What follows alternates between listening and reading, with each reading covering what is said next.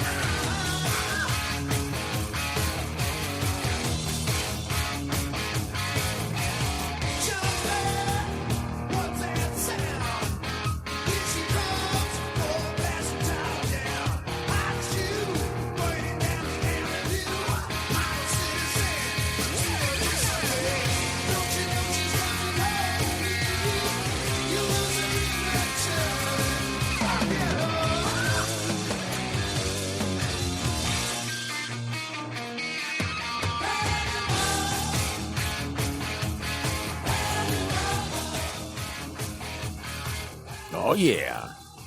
Had to play a little Panama. Come on. Obviously, playing that, Eddie Van Halen did pass away yesterday, 65 years old, due to cancer. I know a lot of people are out there probably saying that he's the one that influenced him to play guitar. I think a lot of people out there will be saying that, and I can see why. The guy was fucking amazing on a guitar, and I don't know, man. This was one of my favorite songs from being a kid, was Panama. So wanted to jam that one a little bit. It is Wednesday night. It is Dirt Sheet Dudes. How is everybody? I am Boxman. I hope you're all wonderful. Smark, how are you tonight, sir? I am well. I'm doing good. I hope, like you said, I'm doing good. So it's going to be a fun night, I think. Yep. I think it just might be. I think we're going to get a lot covered tonight. We got a lot to cover tonight since we had NXT Takeover, and we got Raw and all that bullshit to go through too, which we will definitely get through. I know we will. We always do. Once again, we're not going to sit here and go through the whole match by match. We are for NXT Takeover, but after that, we'll go ahead and just sort of do some highlights of Raw and go from there. I really don't. I'm done doing this. I had a really, I don't know why, I just felt like Friday's show with more news definitely was the way to go. It just, because, I don't know, it felt right. The dirt sheet dudes, goddammit, right? That's right. Yes. There you Yeah, go. I like the flow. I mean, it's a work in progress. We're gonna keep trying some new shit, seeing what works best, kind of throwing everything against the wall. But hopefully everybody likes it because I liked it and you liked it. And I think there was a better flow Friday. It was a little bit more freewheeling and laid back. Yeah, definitely. And I mean, we've only got 5 matches on NXT Takeover from the weekend, Sunday night, and it was one hell of a show. We will get into it in just a second here. I guess let's just go ahead and knock out plugs. Let's just get into some fucking wrestling. Fuck it. Yeah, let's go ahead and do this. Give me one sec here. All right. We definitely want to start out with the high marks. That's Cheeseman. That's Mojo. That's G-Wiz. You can catch them mixer.com/Metal Mitt Network. That's right. 2 T's in Mitt, Metal Mitt Network. Right there. Check that out. 8:30 p.m. Sunday nights, Eastern Time. And, of course, we've got Bobby Anthem and we've got Bobby Blades there on the Inhuman Experience and many other podcasts. I definitely want to check those guys out on all the usual podcast platforms. I was on the Unscripted Wrestling podcast last night for Jeopardy. I got second. I'm sorry. I let y'all down. I was doing okay. I did great in the night court questions. And then there was the Spider-Man, and then there was Game of Thrones, and I was done. I was pretty much done. But the last question was 80s hair bands, and that did put me. I was ahead at one point, and then I tanked it. Sorry. I'm so sorry. But definitely check that out. They're on Blog Talk Radio, and you can check them out on the usual podcast platforms also.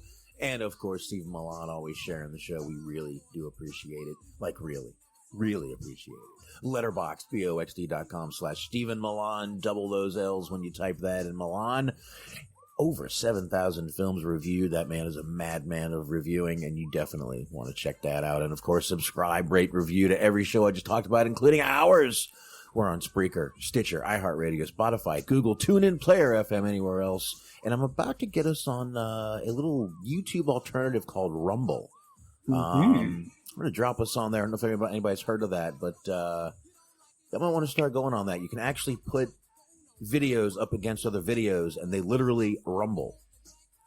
Interesting. It's actually a pretty cool little thing. I think I'm going to put us on there. I've been hearing about it. It's just an alternative to YouTube. Might want to check that out. You know, and I gotta say, like, it got to the point where there desperately needs to be an alternative to YouTube. This is not related to anything that we do, but I just watch some people that make videos and stuff on YouTube, and basically they're going real hard, and I mean real hard, at anybody who makes any content that has any swear words at all on YouTube. Yeah. So they're like really trying to do their best to sort of police content, which is not. I mean, that's how you ended up with, like, you know, on fucking cable, paying for television where everything is censored and, you know, all that. Like, all the movies are just distorted and just completely fucking ransacked. Yeah. Now, Rumble will give you copyright strikes on music and stuff like that, but they will not take you off for anything you say, any of your views, if you're, it doesn't matter, right wing, left wing, they will not take you off for either one of those. So I think I'm going to jump on there. I think it'd be a little fun thing to do. So we'll hopefully be on there soon. Smart, take it over. Yes, sir. Once again, as ever, as always, it is time to talk about our friends at the Planet Rack on Tour podcast. Now, what is the Planet Rack on Tour podcast, you ask me? Well, it is the morning sunrise. It is a nice cup of coffee before the workday. It is the smile of a baby. It is the wagging tail of a puppy. God damn, it is the fabric of America. And I recommend that you check them out wherever you get your podcast. All right. Back just in time. I had to grab some diapers for the wife. Leave me alone. I understand. You do what you got to do, man, you know? Very interesting transition. Well, what am I going to do? I mean, I'm rolling over there to get diapers, and I'm rolling back here to get on the mic. And you're getting your steamboat on. You're being a family man. I get it. Well, I got a baby crying in the background and everything. Jesus Christ. What are you going to do? Baby crying. There you go. whatever. At least she's crying. That's a good thing. All right. So there we go. Wanted to start with TakeOver tonight. Like I said, it's only 5 matches. But I got babies laughing. Why? Everyone's laughing behind me. The pressure is on. You're performing for a hostile audience. I am. Tough crowd back there. Tough crowd. But I guess I did something right. Who knows? But yeah, NXT was only 5 matches, and I'll tell you, 5 amazing matches. I can't think of a bad match that was on there. That was 5 great matches that, I mean, the Balor match, from the Priest match, the Balor match, it just kept going with a good match after good match. I can't think of really much to complain about, so I don't think we're going to spend a ton of time on it, but let's go ahead and just do this match by match real quick. We had Damian Priest and Johnny Gargano, which, man, Damian Priest, they definitely see something in him. And according to Dave Meltzer, that's definitely something true. Let me go ahead and pull that up real quick. We can get into that real fast. According to Meltzer, of Wrestling Observer Radio, the match was actually designed in whole to get Priest over as someone that they do have big plans for. Noted that WWE sees Priest as someone with a lot of potential, and Gargano was the guy to set him up to get there. They said he has certain qualities like his look, voice, athleticism, so WWE wants to make him into a big-time star. Both Triple H and Shawn Michaels praised him after his win. I can't disagree with any of that. I think after this match, definitely, I mean, he's been a star, and I think they see that, but I definitely agree. And Gargano was definitely the guy to be in the ring with them and do this. They had a really good match. Every single match on this show told a great story in the ring. I mean, it was, I don't know. And they were in the new arena, the Capitol, what was it? Capitol Wrestling Center. Capitol Wrestling Center. That's right. And I thought that was pretty good too, actually. Yeah, what did you think about that? They had a little cool, opening video intro of the kind of old school 80s black, or not even 80s, 70s, black and white. I think even had a little bit of Vince Sr. in there too. Yeah, I saw a lot of that. I thought that was pretty cool. I liked the way they had the NXT, the Performance Center people down there, and the Thunderdome stuff on top of them. I thought it was pretty cool the way they did that. It looked really good. I was not gonna lie, I was kind of impressed at the look of it. It looked a little, it looked a little gritty, to be honest with you. A little bit. Yeah, a little gritty, a little old school, and I kind of appreciated that. I don't know about you. Yeah, I don't know if it was just me or not, but the one thing I noticed from the very beginning is it seemed like the kind of area, and I know this sounds very trivial, but the area between where the barricade is versus where the ring ends, that little area in between the barricade and between the ring, it seemed a lot more narrow than it normally is. So it seemed like it was a little bit more closed in, and like you said, kind of a gritty, almost kind of like a Fight Club-ish feel to it, which I know is what they're kind of trying to do with the whole Raw Underground thing. But like you said, it seemed kind of gritty. It was a little less fancy, because they tend to kind of overdo things a little bit. And when you're trying to do a show like NXT, having it look a little bit more gritty, like you said, gritty, independent looking, kind of a little bit lower on scale. It's not as grandiose as some of the shit that they like to do with their sets. So I liked it. Yeah, man, definitely thought it was, like I said, I liked the look of the whole thing. It was just a really cool, and it made for, I don't know, I'm not saying that made for a great show, but I'll tell you what, I'm looking at the results on CBS Sports, actually. Mm-hmm. I'm just going to real quick read out the grades that they put for the matches. I know it doesn't mean much, and I know, but just CBS Sports, A- for the first match, B for the second match, A- for the third match, B+, and then an A. So definitely, we're not the only ones that thought this show was pretty fucking amazing. I think a lot of people did. Great show. But yeah, definitely like the look of the arena. And hey, real quick, I was seeing pictures tonight that Ridge Holland looks like he fucked up his ankle doing some sort of looked like some sort of like back throw. Looked like I sent those pictures to you. It looks like he like broke his ankle. Again, I know we usually talk about NXT on Fridays, but I did see those pictures, and that did not look good. I hope he's going to be okay. Back soon, speedy recovery, all that good stuff. Right? Yeah. Like you did show me those pictures, and I'm gonna see if I can post those in the old Mixler here. If you can give me a minute. But yeah, they were live this week. They're not always live, obviously. I had to go check on that, make sure. So it's kind of a work in progress. We don't really know anything right now. We'll find out probably tomorrow, and then be able to talk about it on Friday, like we do when we review NXT. But that would be really kind of a bad break for him because, as you know, the end of the show, I'm sure we'll talk about it. He was involved in that, so it seems like they definitely have a plan in place for him. So it'd be kind of shitty if he doesn't get the opportunity to kind of live up to whatever it is that they have for him. Yeah, I don't know why that guy reminds me of Ken Shamrock. Just his body, I don't know, reminds me of a Shamrock. I don't know why. I don't know what he reminds me of. I haven't really thought about it, but no, that's an interesting comparison. Well, I see a lot of people say Lesnar, but to me, he just looks like a Shamrock guy. I don't know why. Maybe it's the body type. I don't know, but I mean, if he got a like a really dark tan, he'd be Shamrock. Yeah, interesting. Shamrock loved that tan, man. He really did. But did we have any? I don't know. I didn't really have any more on the Gargano Damian Priest match. Fucking first match out. Great start to the show, though. Yeah, absolutely. All right, let's go ahead to this match. Holy shit! I mean, this show just kept building.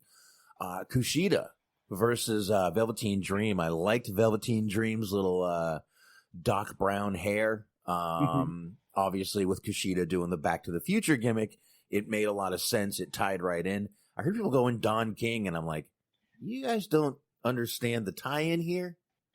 I mean, I knew what he was going for, but I was kind of thinking about that it did look a little Don King-esque, just the way that the whole kind of, he used the spray paint or whatever, the dye job that he had on the hair to make it look white. Like, it didn't quite work all the way. It looked like one of those, like, you get at, like, a dollar store or at a Walmart, where you do for Halloween, where you just, like, spray it in your hair and then you shampoo it out the next day and it's gone. Like, I mean, I know he's not going to fully commit to dyeing his hair white for one fucking match. I get that. But I am just saying that the kind of weird blending to it did look almost Don King-esque, but I did know what he was going for, and it did make sense, like you said. I mean, it was kind of like a tribute. He kind of frosted his hair a little bit, but I thought it was pretty cool. I mean, if you came out going only in America, that would be Don King. Man, I remember I used to drive by his place every day in Deerfield Beach, Florida. I did. He's right off 95 and Southwest 10th Street. You see it right down there in South Florida. But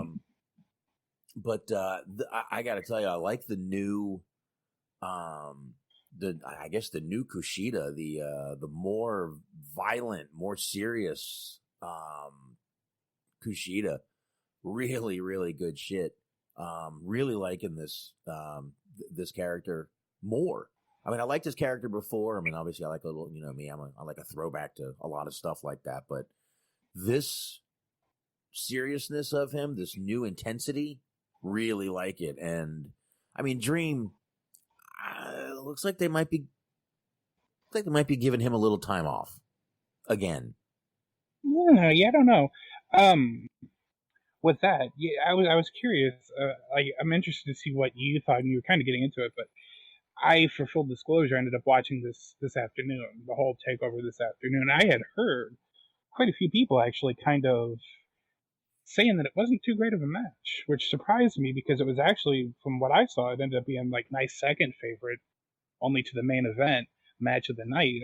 They really fucking laid that shit in there, and I always love it when it just looks like they really are just trying to beat the living shit out of each other. Like, it's just great entertainment. So yeah, get your thoughts on that, and then I think the big kind of judgment that was being made was that Dream kind of like oversold a little bit towards the end, or not even towards the end, but the post-match attack that happened, where he locked in the hoverboard lock like a couple of times, and Dream was just like on the floor just screaming. I think at one point he started just calling out for his mom, but he was just like really fucking going over the top with it, which people were comparing it almost to like a version of Shawn Michaels at SummerSlam with Hulk Hogan. With Hulk Hogan. And I don't think it was quite that bad. No. But huh? No, it wasn't that bad. Yeah. And you got to remember, that was... I feel like it actually kind of made sense in a way. Yeah. Because, like, the whole idea was it was after the match, and, like, this guy had freaked out, and, you know, he was going above and beyond what it actually called. I just lost you there, Smark. I'm not sure why. Actually, like, hey, what the fuck? What are you doing? Get him off of me. Somebody protect me. You know, watch out for me, whatever. Yeah. Yeah. I didn't... Trust me, it wasn't as bad as that Hogan-Michaels match. That match... You got to remember, during that match, that was Michaels actually trying to make Hogan look bad and look stupid. According to Dream was on NXT tonight, so. Oh, all right. Well, Dream, there we go. I think they're just trying to like kind of humble him a little bit, or just kind of let, like, you know how they are. Like, anytime you do anything, they're going to make you suffer for it, and he kind of. Regardless if you think he's innocent, guilty, somewhere in between, you'd like to know more, you'd like to know less, whatever the fuck. Like, he kind of made them have egg on their face for a little while, so they're going to give it back to him, even if they decide to use him moving forward, which does seem to be the plan. Yeah, and Triple H had a weird kind of response to that when he was asked about it, about the Velveteen Dream thing, and he was saying that Velveteen Dream's immaturity in his personal life impacts his professional life. Immaturity. Yeah, this is not a case of like him showing up late because he was drinking the night before. Right. This I don't know if that was the right word to use. I think Triple H might have not said what he wanted to say. If that's what he wanted to say, I'm not quite sure. But the quote... That's a very weird thing, though. And I'll let you get back to the quote in just a second. But if you're saying that he's doing, like, basically that his immaturity is kind of the reason why he's having a lack of success in his career, then you're sort of admitting that he did in fact do something, which before you were saying he didn't. Yeah, well, here's what it was. He was in some sort of Q&A. I don't know where. I don't give a shit to look it up. And someone asked him about it. Basically, I don't know what the question was. Doesn't say it here. The quote, though, is coming off of what was a bit of a rough year for Velveteen Dream. He's reorganizing himself. You know, Dream is one of those young guys that still hasn't quite found his way yet of who he wants to be. I think sometimes that weighs on him. His immaturity in his life presents itself in his professional life and makes it difficult for him sometimes. Huh? Yeah, immaturity is not probably the best word to use there. It's a very odd, sort of ambiguous quote. Because it's like you would imagine that he's maybe referencing something else, but you know, with everything else that's been said about him, it's kind of logical that you would just go back to what it is that we've been talking about regarding him for, like 2 months now, 3 months? Yeah, I mean, if there weren't these allegations, this would be kind of just a statement, and no one would think twice of it, but the wording in this just doesn't... Optics, Mark. You know, optics, Mark. Optics. So, you know, this just wasn't a great quote by Triple H, whether he meant it that way or not, which I doubt he did, but there we go. And I think even before that, I guess, to be fair, and we will move on here in just a second to the next match, I guess, but, like, he has had sort of, if you look at just as a performance-wise, with all the feuds that he's had, the matches that he's had the last couple of months, take everything else away, just look at it from purely the wrestling standpoint, he has had a bit of a down downward trajectory the last couple of months because he had that whole weird sort of feud with Roderick Strong where he was like painting his wife's picture on his ass like the Rick Rude thing. Yeah. And then he had that parking lot match that really kind of flopped, especially now considering the match that we saw with Best Friends and Santana and Ortiz. But it's just the last couple months have not been great for them. Yeah, are you driving with the windows down? No, I believe I was actually overcome by some type of shadowy creature there for a second. Oh, okay, no problem. No problem then. Kushida did go on to win this match, and like I said, I mean, you know, it's going to be hard to sit here and just not say great match for every match. And even I'm gonna say it for this next fucking match. This next match was Santos Escobar versus Isaiah Swerve Scott. Escobar did get the win here, but another great fucking match that told a great every match here on this show just told a great story in the ring. Escobar made Swerve look like $1 million. Swerve made Escobar look like another $1 million. This match it was great. I just liked everything about this match. I really just can't say much more good about it. Smart. Mm-hmm. Yeah, I feel like this was a showcase for Swerve. Mm-hmm. Because I've been talking about it before. I've talked about it the last couple of weeks, or at least a couple of weeks ago I mentioned it. I feel like if you leave him up to his own devices, he's probably the most versatile performer, purely in ring, like the stuff that he can do. And they made a note of mentioning it on commentary, like his arsenal, they said. It's just like, it's unparalleled. There's a lot of shit he can do. There's a lot of different styles he can work, and he can all do it in a convincing fashion.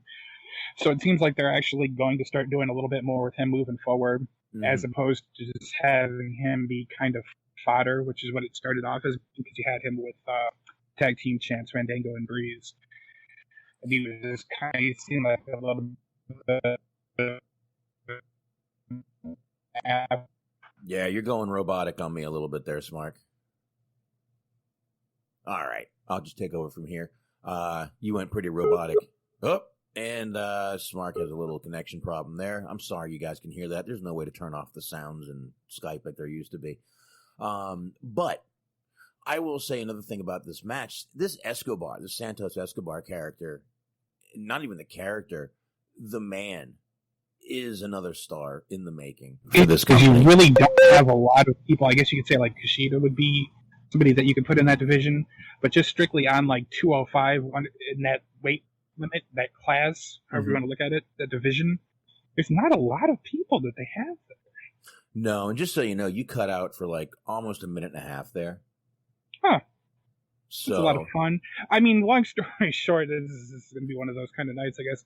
But it was a real good showcase for both of them because you showed what Swerve could do. You showed his versatility, and then you ended up.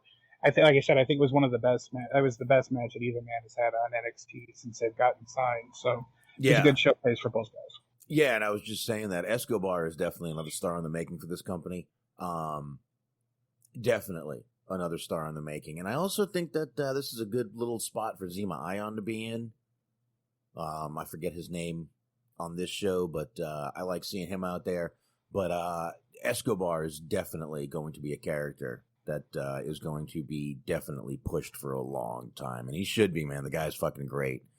I did like how during the match he's starting to encompass or incorporate more of like the older luchador people, for lack of a better term, because you had him do the Three Amigos and you had him try to do the frog splash, but he ended up missing. But I like how they're starting to incorporate him using some of the legends of lucha. Hopefully they can kind of have him do some other people outside of just the whole, Ray and Eddie spectrum. They have people that can put it over on commentary. It's like, oh, well, fucking Blue Demon used to do this, or El Santo used to do this, or whatever the fuck. Just let them know, have them do it, and then just let people know that, hey, back in the day, so-and-so did this, so-and-so did that. Mm-hmm. Yeah, not a problem at all. Definitely, like I said, man, he's gonna be a big star for that company, I think, and for a long time coming. Next match was the Io Shirai versus Candice LeRae with Shirai. There was no title changes on this show whatsoever. Nope. Io Shirai ended up with the pinfall. This Now I got an echo. This match, the ending was a little. There was some fuckery in the ending there with Johnny Gargano coming down, trying to count to 3. It was just, and then the ref got up and was yelling, "Give me back my shirt," when you have a shirt on. I mean, I guess he was knocked that loopy, maybe, but yes, Antox, it was very WWE. And then the belt shot didn't take out Io Shirai. There was some fuckery, but I'm gonna tell you, before all the fuckery, the match was fucking doing just fine. I don't think a little overproduced, in my opinion. Didn't need all the fuckery. I understand they want to get Gargano out there, and those two are like the Disney villains, like we've been talking about. And Gargano showed that more by throwing a absolute tantrum on the floor a few times. But I don't know, man. Just I think those two together, Gargano and Candice LeRae, are really good. But like I said, this match was great until all the fuckery at the end, and it didn't ruin the match for me. But it just kind of was like you went a little hokey, which that's fine. That's fine. But it wasn't needed, in my opinion. So there you go. Yeah, Antox was saying he wasn't really enjoying it. I personally got a little bit of a kick out of the referee just berating Gargano for stealing his shirt, because I just get the mental image of just Gargano just like sneaking into the locker room as the referee leaves and just stealing his gear so that he can run out and make the save if he has to. And yeah, like, it's kind of funny that we've been talking about, and original credit goes to Antox for that one too, of them being Disney movie villains, because even she has a move, basically uses like the curb stomp, or the way that Super Dragon used to use curb stomp, like the way that Seth Rollins did, that they're even calling the Wicked Stepsister. Mm-hmm. So like they're fully embracing the whole like evil Disney villain character, and I like it. Like I feel like with anybody else, it would have made them look stupid, but like Gargano is very comfortable in that role of sort of being the I don't really know the best way to put it, but just sort of the emancipated, sidekick cheerleader for his wife, being the kind of like she's kind of clearly running the show, but he doesn't have a problem being kind of the annoying doofus of the two, and it works for him, I think. Yeah, most definitely. The characters are working great, but again, they're every now and then they get a little over the top, but it's not that bad. It's really not that bad. I got no issues with it. But after the match was probably one of the most talked about things going on. We have two people returning. We got Tony Storm going on the big screen. Screen. What did I say? Screen. And announcing she'll be coming back to NXT, which that's just fine with me. I got no problem with that. And emphasis on the word back. Definitely back. And we also got we finally figured out who the vignettes were for, and it was Ember Moon. Someone in the chat said Ember Moon. I can't remember if it was Sasha Baron Corbin or Antox, but someone was saying it's probably going to be Ember Moon. And coming out looking like, who was that? Auntie Entity, Tina Turner from Mad Max, Beyond Thunderdome. Yeah. Yeah, I love that look. Like I dig the whole just post-apocalyptic aesthetic in general. But yeah, I think it does good for her. I like that. And last I had heard, it kind of seemed like the future of her career in general was in jeopardy. She got kind of injured and she was a little bit banged up, and it didn't seem like she was actually going to end up making it back. So it's cool to see her back, and it's nice to know that she actually does have a shot at having a career moving forward. I always kind of digged her overall look. I dig the whole like Amazon warrior garb that she had going on before with the contacts and the attire and all that shit. And I thought that was nice. And now I guess her thing is, like you said, Mad Max style look. So I'm all about that. This could be a lot of fun, I think. And the women's division as a whole has been really good, but it's nice to see that they're keeping it fresh and they're not going to have it stagnate. They're going to keep new talent flowing in, having new feuds, and just keeping it fresh. And I like that. Yeah, same here. I like this, and I like that she's back. And I like this character. I did kind of expect her to come out and go break a deal, face the wheel, but God, I love that movie. but the vignettes were a little strange, but also pretty cool. So I'm fine with it. I have no issues with it at all. She's back, and I always liked her. She's damn good in the ring, man. I think she's a Booker T student, right? Might be. I can't say for sure, but I think so. I wouldn't be surprised. I think so. I think she's a Booker T student, but we got two comebacks, which is great. I think everyone was expecting one comeback on that, and we got two. So you don't think Tony Storm coming back took anything away from Ember Moon coming back? Because that seemed like that was the only sort of complaint that I was seeing about that, was that it kind of stole a little bit of the thunder.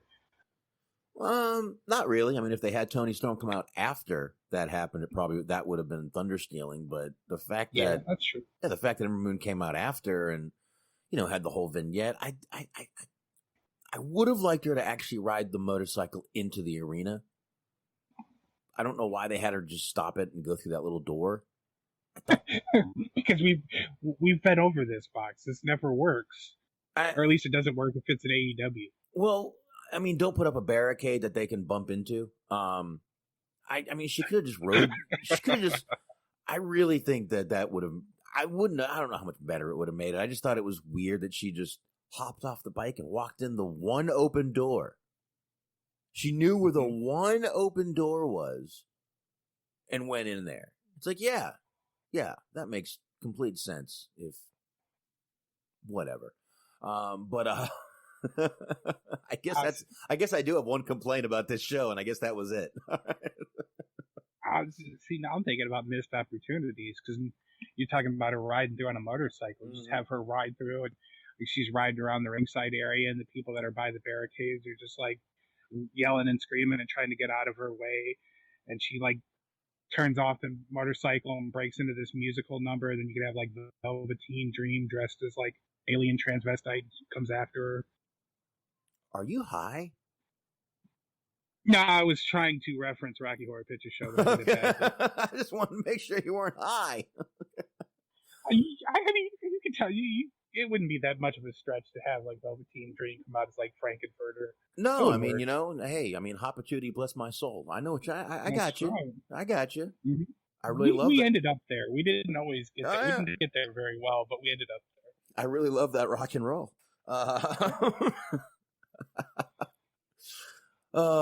Hey, me and Anthony reviewed the new one and the old one. You can check that out on the Hollywood Hangout archives there on I was there on Shout Engine / Hollywood Hangout. Definitely want to check that out, because that was a good episode. I like that one, because Rocky Horror is just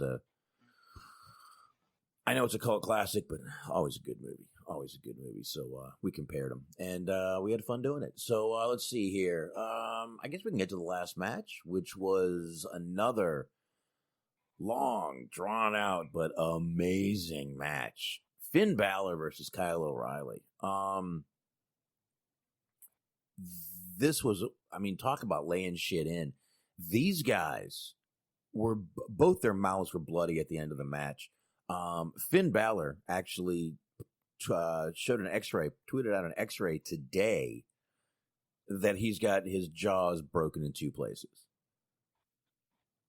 These guys beat the shit out of each other the whole match, and it showed. And they were, Kyle O'Reilly really showed a lot of what he's got, and he hasn't had he's been in that little, group for a long time.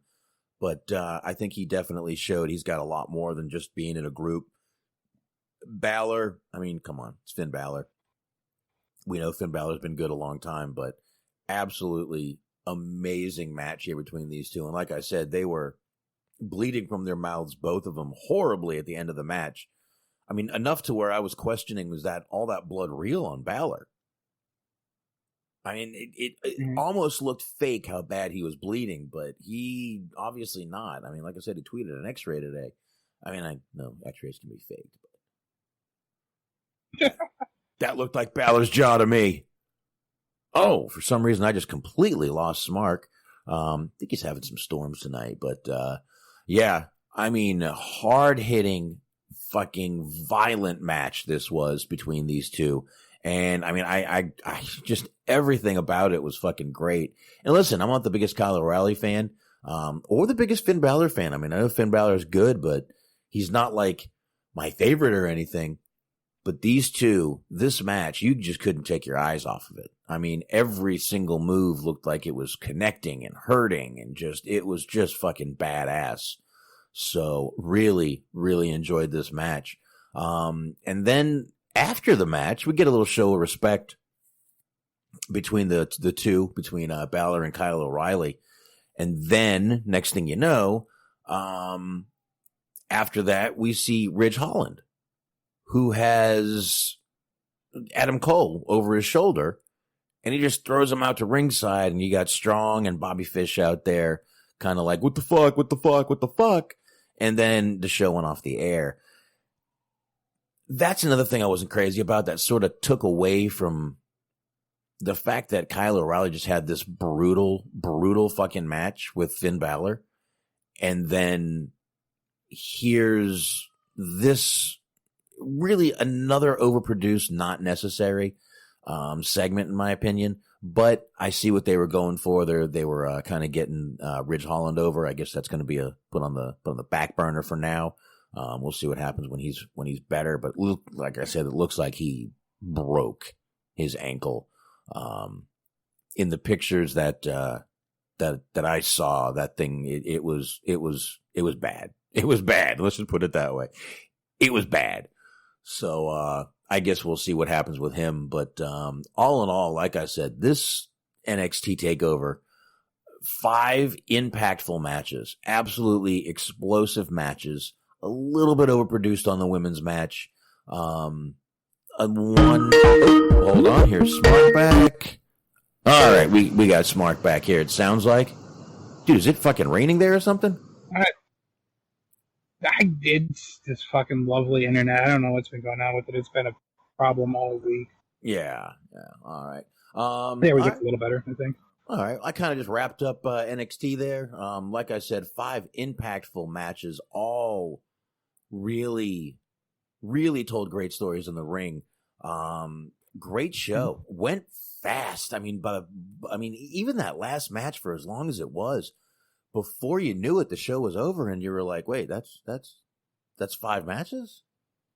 Mm-hmm. Oh, yeah. Well, yeah. Like I said, I watched it this afternoon, and even like all I did was just skip past the entrances, and that alone, like watching all matches from beginning to end, and like the little video segments and stuff, it was about like an hour and 45 or so. I want to say. Mm-hmm. Like it went by real quick, and I mean everything was good too. So like all in all, you really couldn't ask for that much more.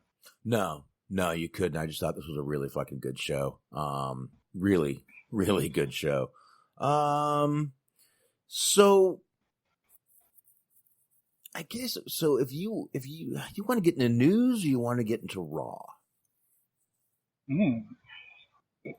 It's kind of a good question. I mean, really, Raw it very much seemed like it was just sort of a stopgap between now and the draft starting on Friday. Mm-hmm. Like, it seemed like everything was just geared towards, hey, the draft's coming. We're not going to give you any reason other than the fact that it's the draft to tune in for the draft. But we're going to plug the draft relentlessly. Well, of course. Like, I mean, just everything, like, nothing really happened sans for one thing. Well, I mean, there were 2 things really. First of all, the first thing I did notice on Raw, Carrillo got a haircut, Humberto Carrillo. Mm-hmm. And they're forwarding, even with the backlash, they're still forwarding this storyline with Aaliyah and Buddy Murphy, even to the fact where it looks like Murphy and Seth Rollins might actually be already done. Maybe not. I guess we'll have to see what happens next week, but they're still going forward with it, which, again, I'm fine with it in storyline. I really have no problem with it. I know a lot of people are going to, it caused a lot of backlash, this whole thing, but it's just a storyline. It's okay, guys. It's not a huge deal. Right. I mean, listen, again, in real life, yes, it would be, but again, this is wrestling. This is TV. This is movie. This is that kind of shit. So, Vince always says, we make movies. Ah, pal. You're my Yeah, drink. I mean, you're, and I know that I know that everybody that's complaining about it knows this too. I'm not trying to, like open up anybody's eyes, but you're kind of supposed And Smart drops out again. He's having to, great. clearly, like it's laid out there as though that she is sort of. Mm-hmm. Yeah, Mm-hmm. it's laid out there. Fucking lovely. It's laid out there that it's not. She's supposed to be kind of young and naive and falling for it, being kind of manipulated, and he's like, but he's not to be trusted. That whole thing, like, it's not like it's as though it's a good thing that you're supposed to feel happy about. Right.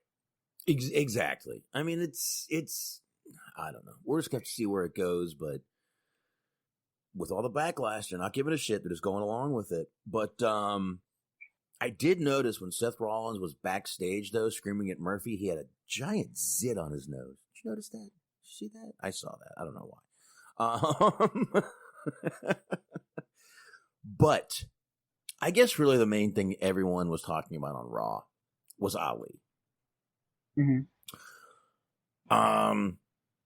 Ali has revealed himself as the leader of Retribution, I assume. Makes a little bit of sense with the hacker gimmick before. I got to tell you, when I first saw this, two thoughts really hit my mind. The first, this is garbage. The second was, this is garbage, but I'm still interested in it for some reason. I'm still interested to see where they're going. It's interesting garbage. I don't know what the fuck. I don't know. And no, I don't think anyone remembers the hacker gimmick. They kind of killed that. And it looks like they also killed Raw Underground. What the fuck? They just killed it. Yeah, that's disappointing. I mean, that's disappointing. Why not at least record it from the Performance Center and then just play it? Huh? Yeah. They could do that. Anyway,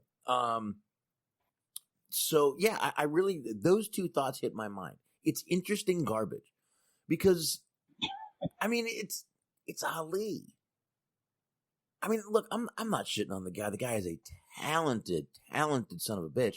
But the promos he was putting out were all this positivity, and he was talking about police brutality, and he was talking about things like that, and he was talking about making the world a better place.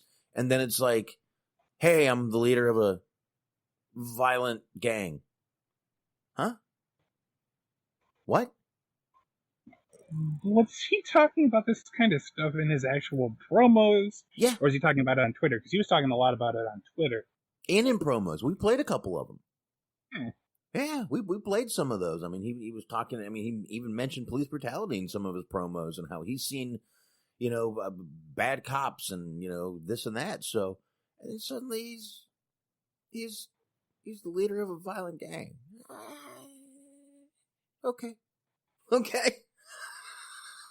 Right. Okay. I'm going to just completely sidestep that and say, I don't know. It's implied, but I'm not so sure that he actually is the leader. I think it might just be them showing him being a member. Because, they joined him and he was barking orders and telling them what to do. But there also wasn't really a promo that, went as far as to confirm that. Where he's like, hey, I'm the one in charge now. That might be next week or that might be on SmackDown or however, because they're going to have a bunch of people from Raw on SmackDown this week. But they might get to that in due time. But right now, it's only assumed. It's not confirmed.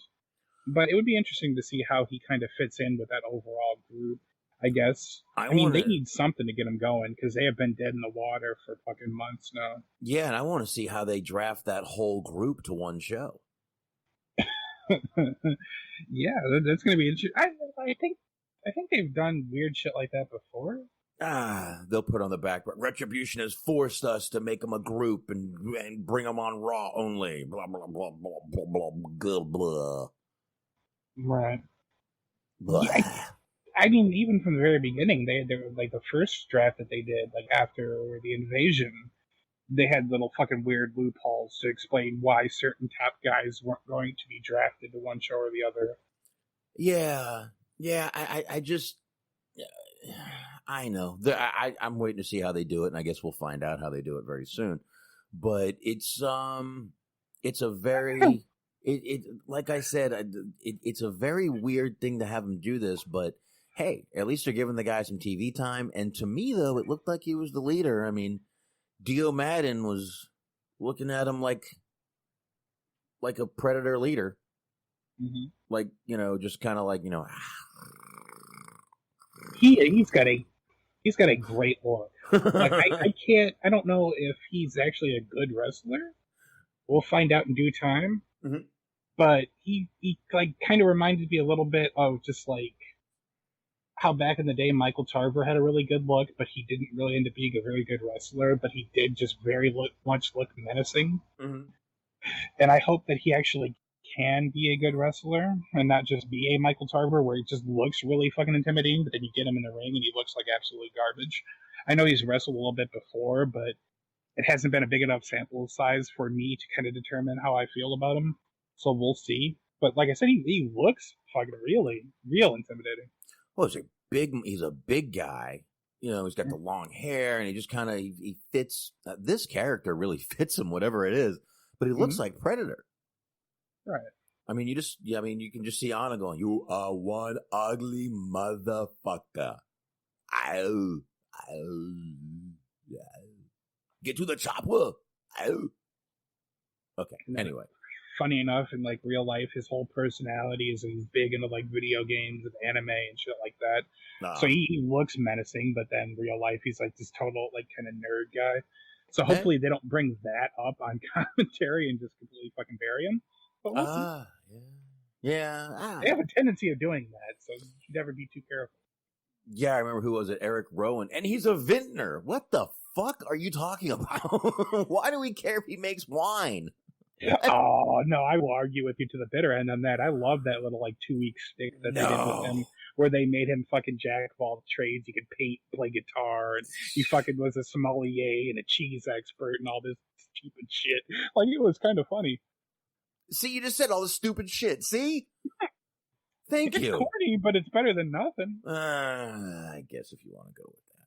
But, I don't. Well, I mean, I guess that's kind of the same for this storyline. It's a little corny, but it's better than nothing. I will say, I did say this was going to be a underwhelming storyline, reveal wise, and I think I'm going to say that I was correct. I think I'm going to say I was right. I will say I gotta give you a lot of credit just based on the fact that you said earlier to describe it that it was stupid shit, but you're still curious to see how it plays out. I feel like you pretty much described the whole experience of watching WWE as a whole. Yeah, like I said, it was interesting. Well, WWE can be interesting garbage sometimes itself. You're right. Like, this is fucking garbage, but I want to see how it plays out. Like, yep, that's why we do a show every week. That's pretty much exactly why we do a show every week. That's pretty much it. But I guess we'll see. Like you just said, they may cut that same little promo. I don't know. I guess we'll have to see what happens. But I don't know. To me, it looked like the guy was the leader. I guess we will find out very soon. Very well might be. I'm just saying that they haven't completely. They left the door open that it might still be somebody else. I think. I mean, he's the only guy without a mask. That's true. He's. I don't know. I guess we'll find out. But really, that's really not. I mean, Raw just kind of. That was the main takeaways from Raw right there, in my opinion. So, let's go ahead and knock out AEW while we're doing this, then, and then we'll jump into some news. I don't have a ton of news. This might not be the longest show in the world. That's fine with me. AEW, Chris Jericho's 30-year anniversary, guys. Old Tony Khan emptied out the production budget. Easy for me to say. Oh. Old Tony Khan emptied out the production budget on Cameo this week, huh? Yeah, we got a lot of cameos. I think I have all of them here. Let's see. We had Slash. We had Dennis Miller. We had Tanahashi. Ted Irvine, old Chris Jericho's dad. Bully Ray, MJF, Shaquille O'Neal, Gene Simmons, Don Callis, Lars Ulrich, I can never say his last name, I apologize, DDP, Lance Storm, Kevin Smith, Eli Roth, Gabriel Iglesias with Chavo, quarantined in Australia, Steel fucking Panther, that's right, Steel fucking Panther, Fuck yeah. Ultimo Dragon, and Paul Stanley. I think that was it. Yeah, sounds about right. I think it's pretty much everybody. Think so. And we had another cameo tonight during the dog collar match, which we'll get into in a minute here, from Greg the Hammer Valentine.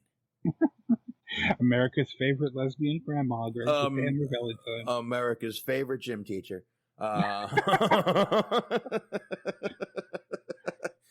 Hey, listen, you could be watching the debate. I'm glad you're listening to us. I appreciate that. Well, we feel like we're equally highbrow. Nobody wants to watch that shit. Trust me.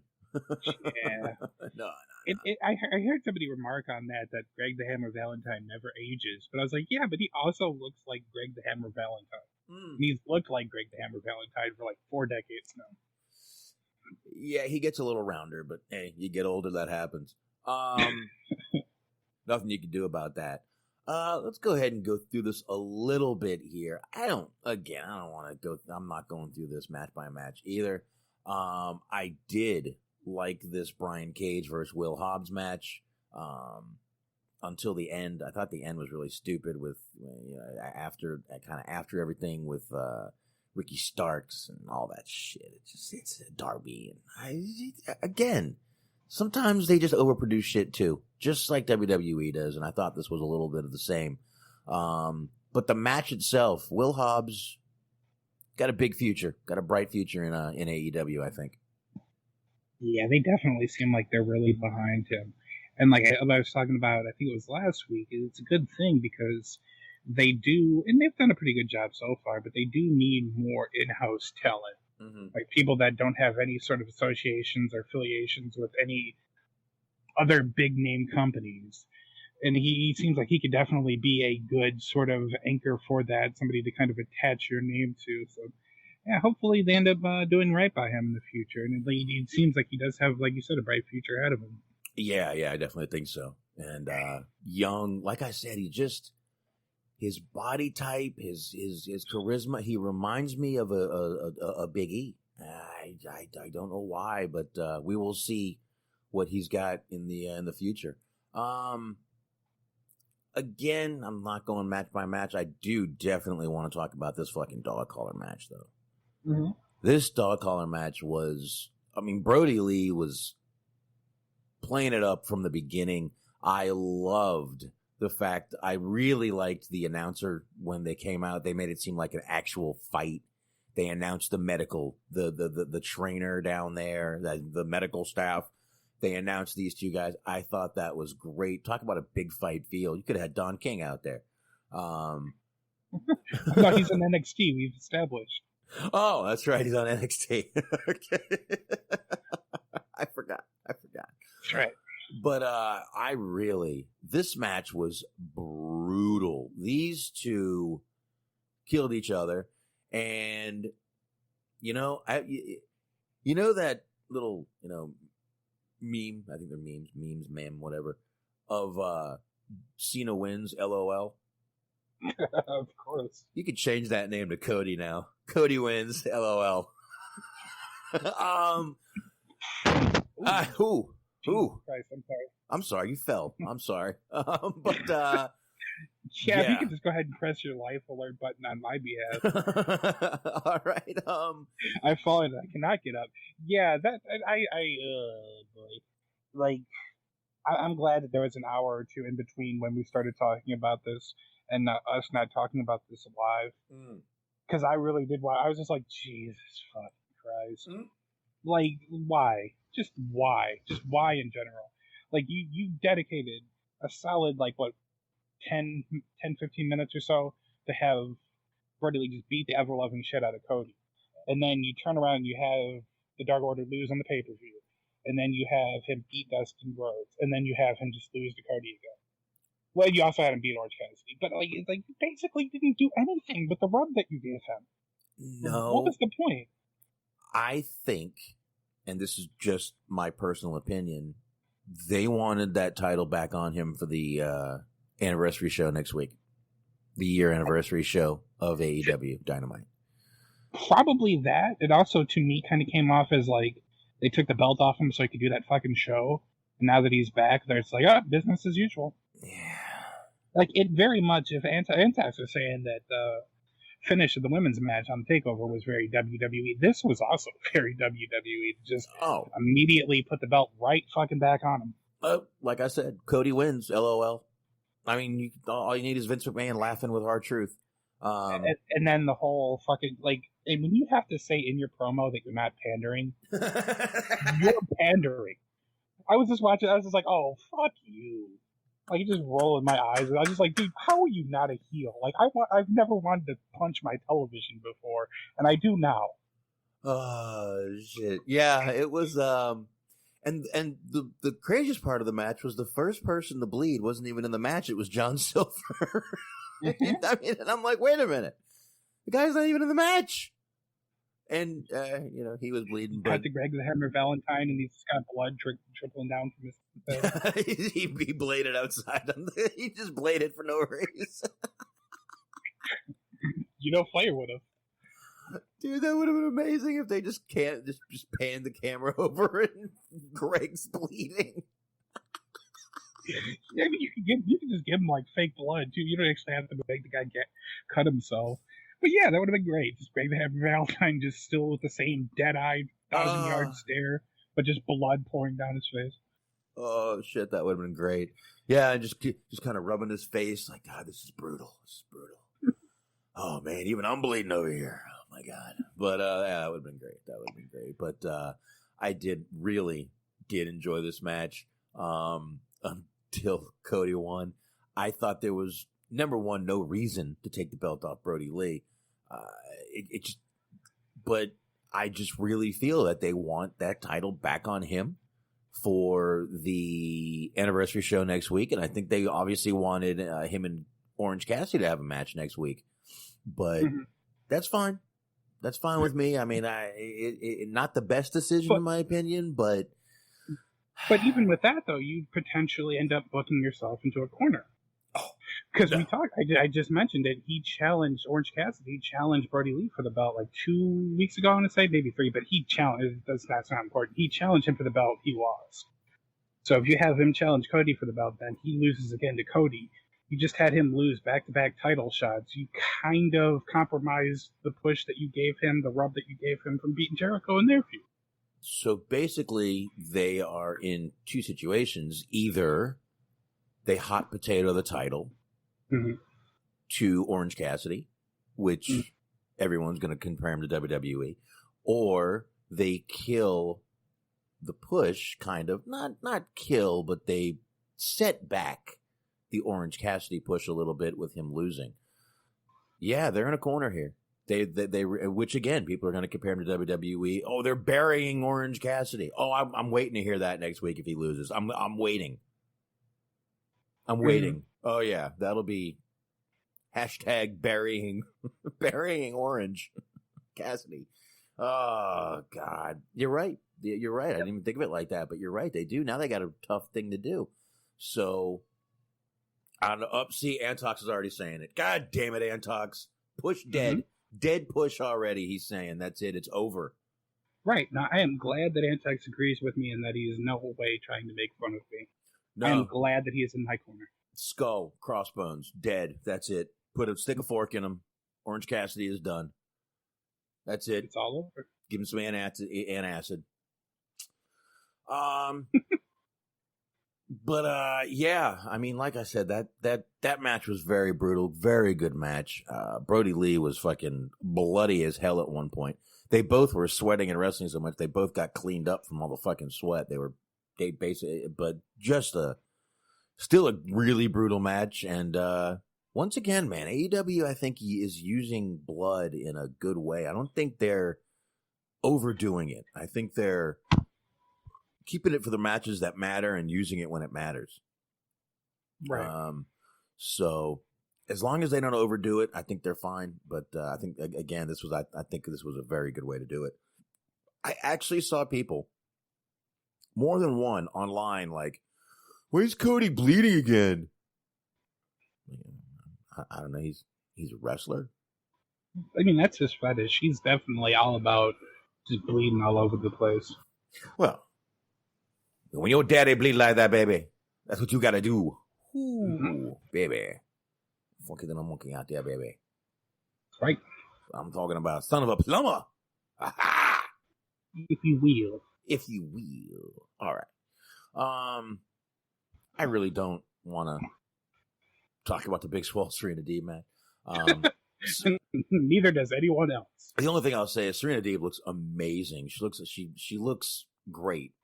I mean, she really does. I can't even believe that that's Serena Deeb out there, but absolutely looks great. Looks more fit than she ever has. So, and I mean, I had no problem with her a little thicker, but definitely looks great there and out there right now. Anyway, it was what it was. But let's get to this main event of AEW because let's real quick go ahead before we get too deep into the woods in the main event. They did a couple of video. A couple of video what? Yep, we're about to lose Mark one more time. But there we go. But that's okay. He's going to come back talking like he never left. And you know what? Before we get too deep into that, Kenny Omega cut a promo on this little tournament they're having. I think he just gave away the winner. It's obviously going to be Paige, and that's going to put him and Paige in a match. I think it's obvious. They could obviously, they've done it before, they could pull a swerve and give us something else, but I really think Omega kind of just gave away the whole thing. Another unnecessary thing. They probably shouldn't even have had him out there doing it. But I really feel like he kind of gave away. I don't know if anyone else agrees with me in the chat room, but it kind of feels like Omega gave it away. And that's what we're going to have. We are going to have Omega versus Paige, and this is how they're going to do it. Kind of a lazy way to get there, in my opinion. I know. Absolutely. I'm assuming the same thing, Antox. Exactly. But I just think it's a lazy way to get there. I know they put in the work before, but it's a lazy way to get there. Just my opinion. Just my opinion. I'm allowed to have it. And let's go ahead and I know I'm not sure which videos Mark was talking about. I know they had the videos for Jericho of all those cameos, which is really, really cool to do. I was a little shocked to see. I think the main two I was shocked to see on those videos was Tanahashi and Bully Ray. I was actually a little shocked to see Bully Ray on those videos. I don't know why, but I was just a little shocked. I just didn't think they would do that with him. Let me look at who else was on there who might Lance Storm. I figured he'd be on a fellow Canadian. Kevin Smith. Wow, he lost a lot of weight, Kevin Smith, and I know he had a heart attack, but Kevin Smith was looking pretty good too, though. He's looking healthy. There were some times there in some of those older movies where he wasn't looking very healthy, but looking very healthy. Steel Panther. I don't know if anybody knows who Steel Panther is. They're kind of the lingering 80s hair band. Really good to see those guys. Paul Stanley, obviously, from Kiss. MJF's little thing was pretty cool. I'll be honest. You know what? I'll get into this real quick before we get into the actual match. After the main event, we had MJF come out there, and he was, he came out there. He was talking to Jericho and this and that. They gave him the gift of the Jericho thing, and they brought the clown out. To me, that whole segment kind of just showed exactly how much faith a guy like Jericho has in MJF for him to be the one to come out and interrupt and share that moment with Jericho, I think was actually a rub to MJF. Not that he needs it, but I think that's kind of what that was, and I think that actually showed how much Jericho believes in MJF and sees a future in him. And he should. He really should, because MJF has definitely got a big future. Definitely. Most definitely. But let's go ahead and I did like the kind of Saturday Night Live good night outro. It was pretty cool. Everybody coming out with a little bit of the bubbly. I thought that was pretty cool. Good stuff, man. I mean, look, I got to tell you, AEW every now and then, just sometimes they come off like they're just having a great time. There's Smart right there. And I'm just gonna kind of keep going, Smart. Sorry. But I was talking about after what happened, and Antox just brought up the SNL outro, and I was saying sometimes they look like they're having a lot of fun out there in AEW, and I like that. There's nothing wrong with a company looking like they're having fun and being goofy organically. There's nothing wrong with that. That's actually how it should be on a wrestling show.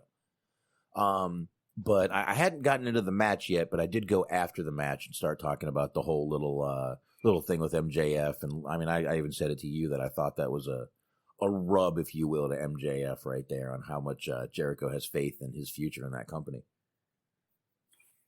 Totally agree with that. Clown was a little bit unsettling. Yeah.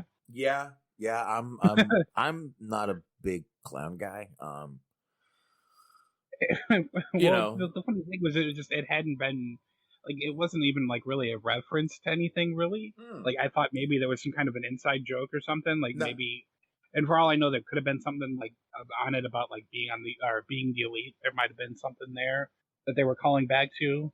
I don't know, because I don't watch it, but it didn't really seem like it had really much of anything to do with any of the other kind of story that they were telling, so that was a little bit jarring. Yeah. But other than that, like the whole, like you said, the whole SNL outro thing, where just everything was being credited to Chris Jericho, was a lot of fun.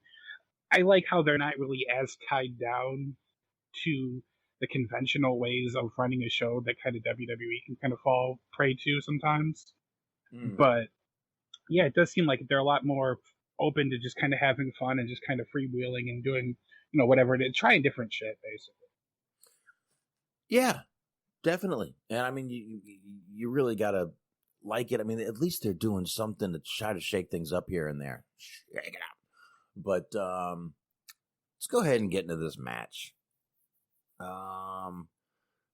Jericho and Hager versus Chaos Theory, right? Name of the Chaos Theory. Luther and Serpentico.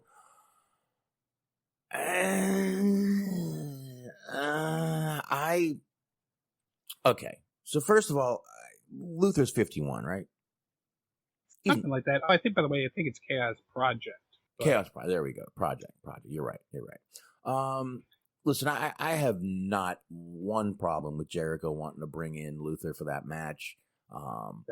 Obviously, they have a history in New Japan. Excellent. The match did not come off that good when Luther was in there. I will say that. But it didn't take away from the kind of, I don't know if I want to say it didn't take away from the moment, but it didn't take away from the match that much.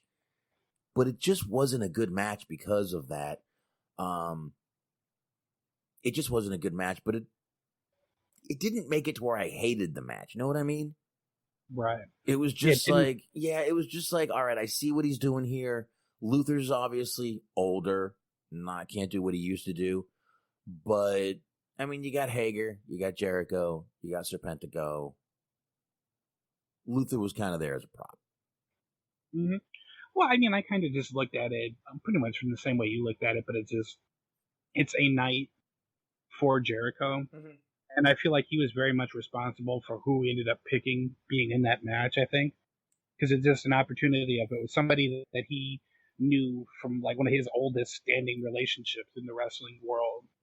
And then you also had the opportunity to kind of give a rub to a newer guy.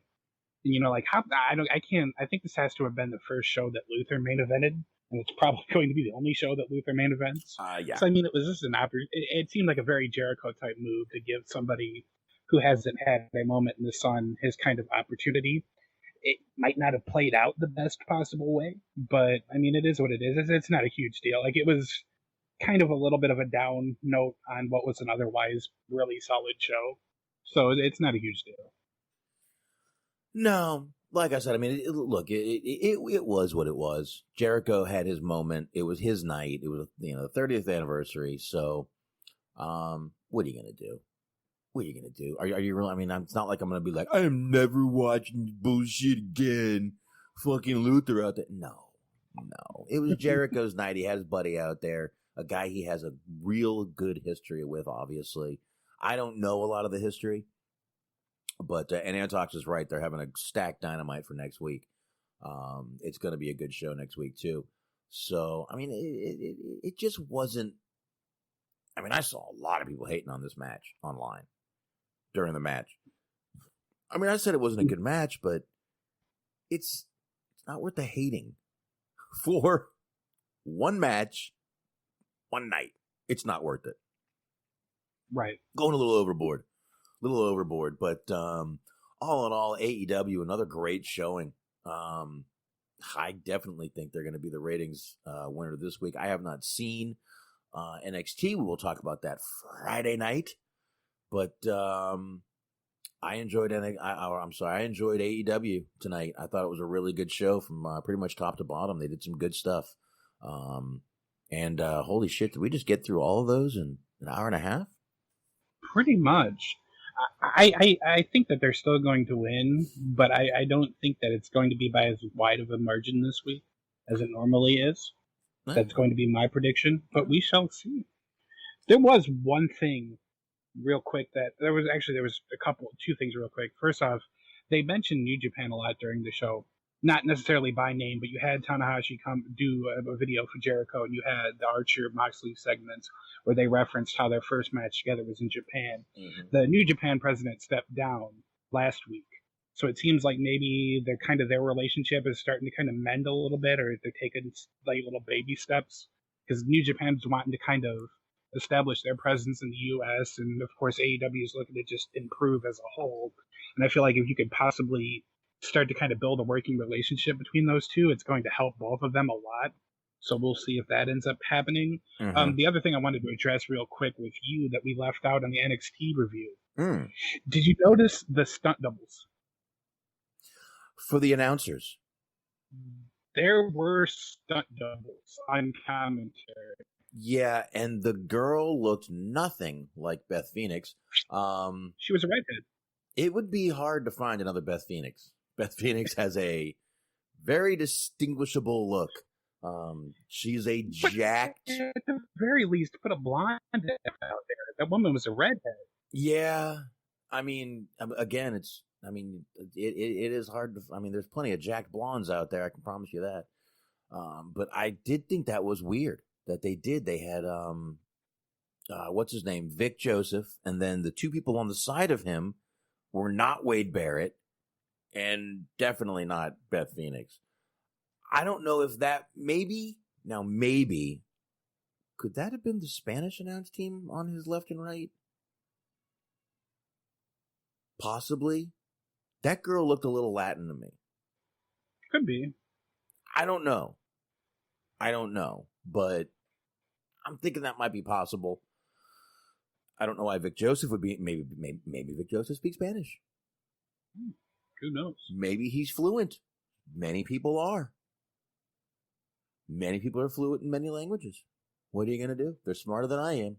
I speak one language and I butcher it all the time. Yeah. I'm still working on the English. Yeah. I mean, it's the only language I speak. English over here. Only one I speak, and I butcher the shit out of it half the time. Thank God you guys deal with it over here. All right, let's go ahead and get to some news, I guess. I don't have a shitload. I've really only got 4 things here, to be honest with you. Sarah Stock. You guys remember her? Former WWE talent, former NXT wrestler, I believe. Arrested. She was arrested over the weekend, Sunday morning, actually, for a fight outside of a bar. And let's see, her charges are aggravated battery, public intoxication, and resisting law enforcement after kicking a female patron in the stomach outside of Casey's Timeout Lounge.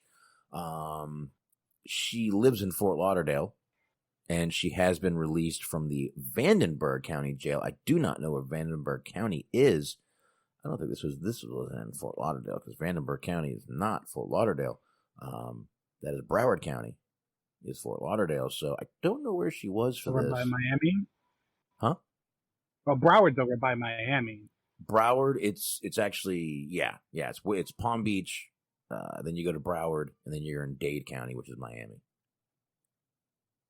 That's how it goes. So it's over by that area.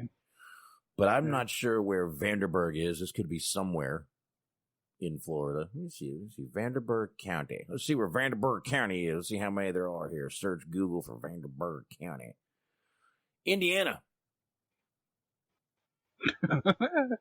Wow. So Vanderburg County, we've already established, has a legacy of appearing in great places. Yes, this is Indiana she was in. I'm not sure why she was in Indiana. I don't know. But she was arrested over the weekend. It turns, I guess, her and it says that they had been drinking. Obviously, they're at a bar. Led up to an altercation, and she ended up kicking the girl in the stomach. And she's going to press charges. I'm sure she wasn't going to press charges till she found out who she was. And then probably decide to press charges. Yeah, man. That's a weird one right there, if you ask me. Yeah, it's very interesting. I feel bad for her just in general, based on the time that I've spent in Indiana, not necessarily a great place. So I already feel bad for her that she had to be in Indiana. Shout out to anybody listening from Indiana. I'm just kidding. I love you. No, but anyways, it's I feel bad for her because, like, basically they were saying that she got furloughed, so she's out of a job, and then top of that, she's probably just looking to blow off some steam, and the night kind of just went south for her. And we've all had those nights. So you say. Well, actually, no, I should clarify. I've never had a night where I've gotten drunk and kicked a woman in the stomach. I want to make sure that we establish that. I just mean drunken nights where shit goes awry. I mean, not even for like a fake stunner. That's actually kind of the funny part when you said that she kicked her in the stomach. I was like, did she follow up with like a DDT or like what the fuck? She's back there going, what? She even in the shoot fight, she's trying to work her. What? Well, yeah, actually, that's a good point. If you're going to beat up a woman, I guess using Stone Cold's moveset is a good idea for success. Yeah, and every time the cops ask for your ID, you just go, what? Look at you mealy mouse son of a bitch. Yeah, I'm sure. Little beady eyes. Yeah, that'll get you really far. Anyway. Shit. All right. Maybe she'll bring one anyway. Those fans of Glow out there, that show has been canceled by Netflix. I think they actually were greenlit for a fourth season, and then I think Netflix decided to go ahead and cancel it. Obviously, this is only a couple days ago when they canceled it. The one person that I believe was probably most upset by this, Taya Valkyrie, was actually set to go record and do the fourth season, and she was very upset that she wasn't going to get to do it. She was kind of looking forward to showing her acting skills, which I can't blame her for that. Mm-hmm. I can't blame her for that. That's pretty cool. And she hadn't told anyone, obviously, due to contracts, that she couldn't tell anyone she was going to be in the fourth season. But yeah, I honestly have not gotten around to watch this yet. I do see really good things about it. Like really good things, that it was a great show. And I was a huge fan of Glow back in the 80s. I've said before, my dad used to watch it, basically sit there and laugh. And Farmer's Daughter was kind of my little crush back in those days. But it was just, I haven't gotten around to watch it yet. I need to. I'll probably watch it now that there's only 3 seasons. I tend to watch shows when they're completely canceled and done with, and I can binge watch the shit out of them. I don't know why. Not what I do. But I hadn't seen it yet. Mm-hmm. But I'm a little bit disappointed because I was gonna at some point I had been looking forward to actually sitting down and watching it. You said Taya was probably the most disappointed person. I feel like I would probably be the second most disappointed person, not because I'm a super big fan of the show, as we established by me admitting that I haven't watched it yet, but the main star of the show is Allison Brie. I've talked about my affinity for her in the past, and I'm definitely let down that I've missed it, that we're going to be missing out on another potential opportunity to see her without her clothes on. So that makes me sad. That's kind of the real bummer for me in this whole situation because she did a couple of scenes, sans top, and I just big thumbs up on that. But it is kind of sad though because you had we were talking about him earlier. Chavo Guerrero was. Wow. Robot Smark. We're going back to the 80s. That's right. All right, he's back. All right, yeah, go ahead. A fucking banner day for my internet connection, hasn't it been? Nah, no problem, man. Chavo, go ahead, Chavo. Yeah, Chavo had been working with them, just like teaching them how to wrestle and stuff. So he was kind of the correspondent for when they were like doing their actual wrestling scenes and whatnot. Yeah, it always reminds me of like when the cop show has like a non-cop out there trying to do the cop show shit. You got Chavo out there training people to. Well, anyway. I mean, there's nothing wrong with Chavo, but yeah, I lost Mark again. His internet is not doing well tonight, but that's fine. I'll keep rolling. That's right. Just like Undertaker. But yeah, I will definitely now, like I said, I have this little weird thing where I do watch these when they're all finished and done. So I will definitely check that show out. And we were just saying he used to come on Sunday nights after 11 where he was. Let's see. I would have been in North Carolina at that time. And no, it wasn't. It was on mornings. Like late morning where I was. And like I said, me and my dad would watch it. So, I know it was on before, Glow was always on before roller derby. That was when me and my dad would watch it. We would watch Glow and then roller derby. I don't know if you remember roller derby, but that's exactly what we used to do is watch roller derby afterwards. They used to have it on TNT, right? I think it was on after wrestling for a while. Yeah. Yeah. Right after Raw, I believe. Yeah, I vaguely remembered this. Mm-hmm. But that's really all I got. Now they had started filming. They were, let's see. It says they only got a couple of the shows done before they did have to cancel it. They canceled it, I believe, back in March. They were 3 weeks into filming the 4th season, so we still may get a couple of those shows. They might put them out as extras. Who knows? We'll find out, but we might still get a couple of those and see what's going on. Why did Sacha Baron Cohen bring up the Mannequin movie? I mean, I like that movie, but Mannequin. Anyway, that just stumped me. It is a good movie. It's a very good movie. Very good movie. Anyway, we were talking about Raw Underground a while ago and how they've just scrapped it. Mm-hmm. One of the guys that was on that show, a good amount, was Riddick Moss. And he says he's actually been working the past 2 months with a torn ACL. I'm not quite sure why they would let him do this, and I'm not quite sure WWE would want him saying that they let him work with a torn ACL. No, absolutely not. Yeah, there's a few things wrong with him saying this. But basically he said over the past 2 months, actually, you know what? Wait a minute. Who said this? Yeah, and he said, yeah, he's done all with a torn ACL. When you have such high expectations for yourself, it's hard to exceed them. But damn, even I was impressed with Riddick Mo on this one. Blah blah. Yeah, torn ACL. Don't think he should be saying this. This again. These guys don't think. These guys really don't think about what's going on here, because this definitely does not look good for WWE. Right, yeah, I think that we're kind of in a new age of where that kind of behavior of just pushing through the shit isn't really as commended anymore as it used to be. It's more of we just want people to not get hurt or potentially further risk career threatening injuries by trying to just go out there and make every show.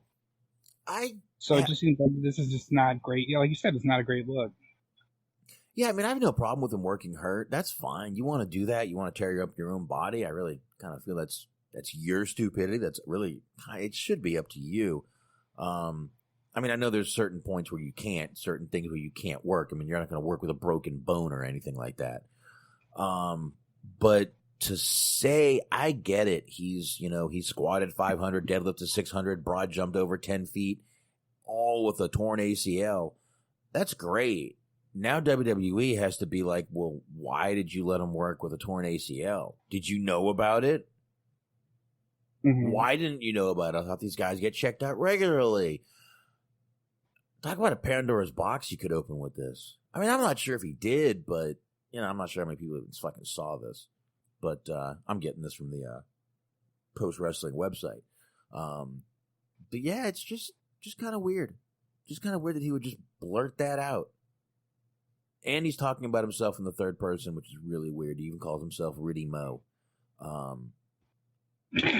mean, if anything tonight has made you want to gag a little bit, Riddy Mo. And then he calls himself the baddest mofo on the show. This guy is fucking Jesus Christ. What did he call Cena for these lines?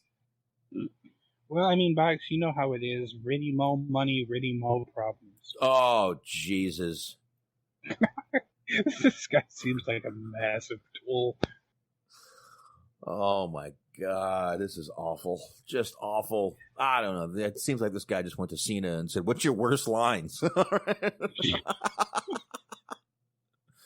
Ooh, baddest mofo on the show. I like that one. Take it, brother. Take it. But yeah. I listen.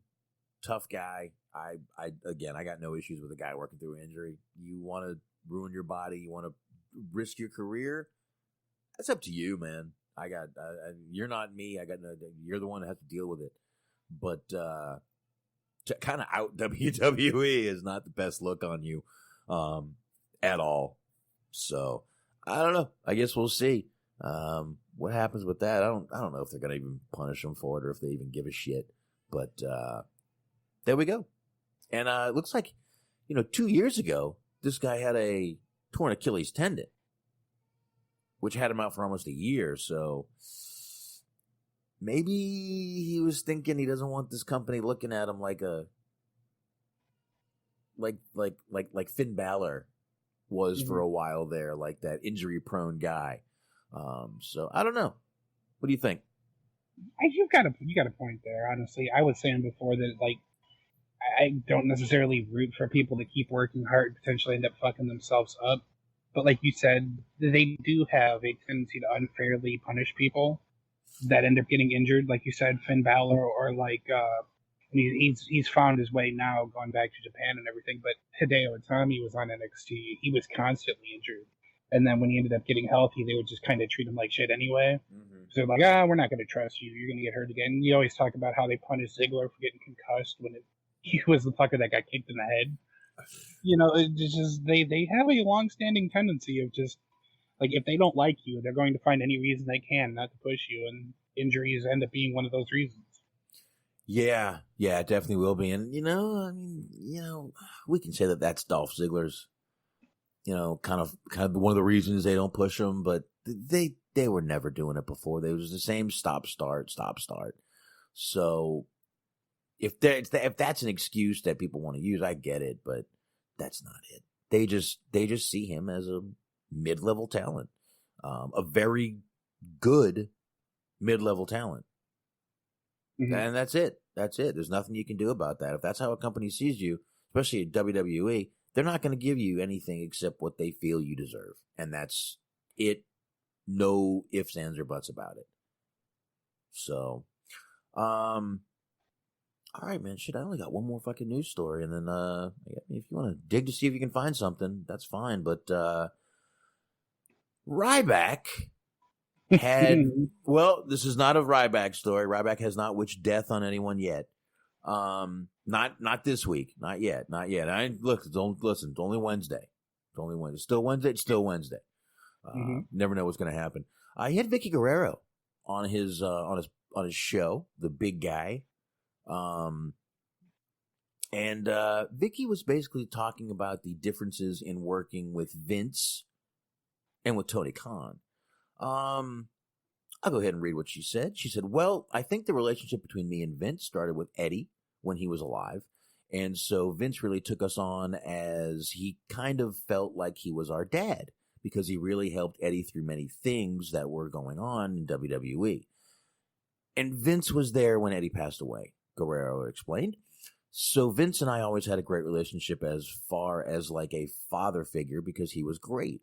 I mean, if you can meet him outside of the wrestling industry, he's just a wonderful person to talk to. So I've known Vince for about 20 years. He's been in our family a long time. But the thing with Vince and WWE is as a superstar, you never saw Vince in the hallway to be able to, you saw him come through the hallway, but he was always on a mission with 20 people around him, and he was just on his way.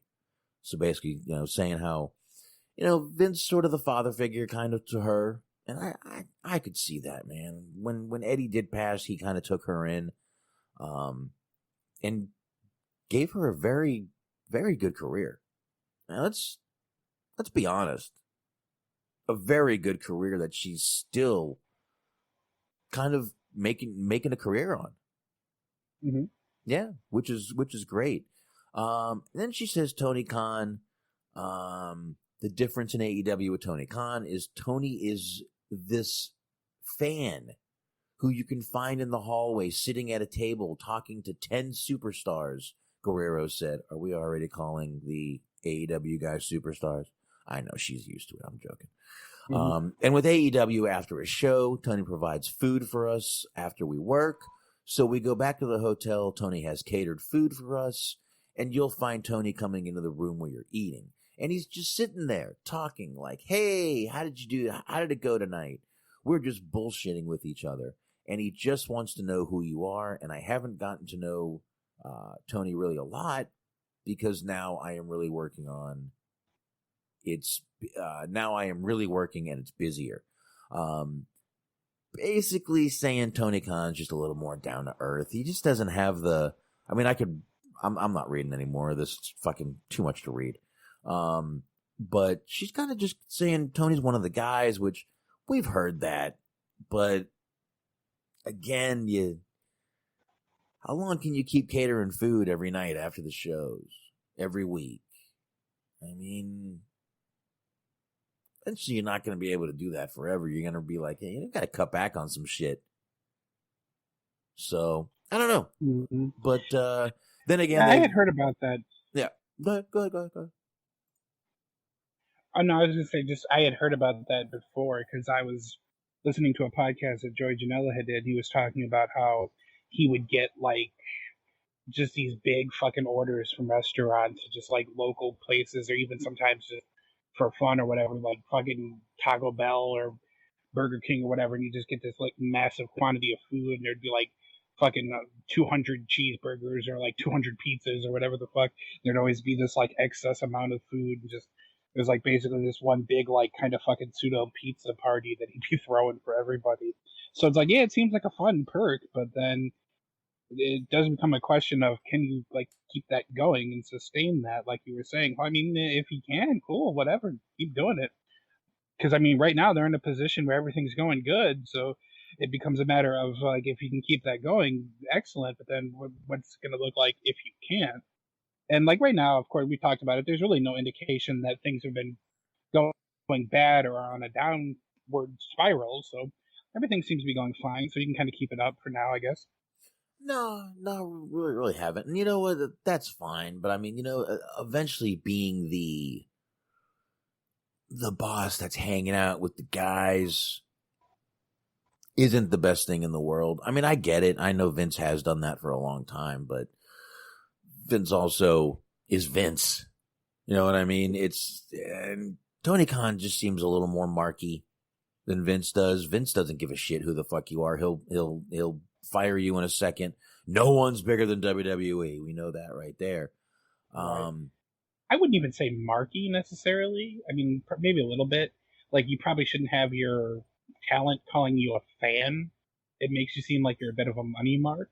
But I think the whole thing is I feel like he's very strongly trying to cultivate the image that he is sort of the anti-Vince instead of being this guy who's like out of touch and getting old. He's like, oh, you know me, I love fucking White Claw and I love this and that and the other. It's like, I like vegan shit and just all this kind of, like he's trying to kind of pander a little bit towards the younger crowd, which, hey, seems like it's working for him. All, thumbs up there. They're getting the younger audience. They're getting that ever elusive, fucking 18 to 34 demographic that we talk about so much. But it seems like there is a little bit of that is sort of a cultivated image. Yeah, it definitely is. Yeah, I do agree. You probably shouldn't have your employees calling you a fan. But again, I do see where he's trying to be that different guy, that guy that's interested in talking to people, that actually wants to get to know someone instead of just, not knowing your name when you're walking backstage. That definitely is a good thing to be as an owner, as the money guy. It's and listen, it never hurts to be an approachable person. More, Vince doesn't seem like the most approachable person, and even Vickie saying that, he usually got fucking 20 people around him trying to do something else, and I'm sure trying to change storylines and shit, but definitely being a more approachable person is not a bad thing, and especially like I said earlier, they even on their shows they kind of feel like they got this little family thing going on. Kind of that, kind of like when you walk into a family business and immediately you can feel like comfortable, or like a family owned restaurant. Immediately you feel comfortable. I get that. But eventually you will need to tighten up some reins. Eventually, when you start getting more people, more employees, some people that aren't as gracious. Is what I'm saying. You might start getting people that you don't expect to turn, and they do. I don't know. It's just gonna be weird, but definitely good. As we've said, I feel like this is an interesting thing to consider. Vince is way hornier than Tony Khan and a better dancer. I mean, he's got a point. I mean, he's not wrong. If we're being objective, those are both true. Yeah, and Antok has another great point, as usual. You got a 37-year-old and a 75-year-old man. You got a guy who's a little more progressive, a little more of a millennial, if you will. Not really millennial age, but, grew up a little more in the progressive era. And, yeah, that's going to make a huge difference between a 37-year-old and a 75-year-old man who... How many times have we complained the guy's kind of stuck in the old days a little bit? I mean, a guy who still thinks fart jokes are funny, and pee-pee jokes, and poop jokes.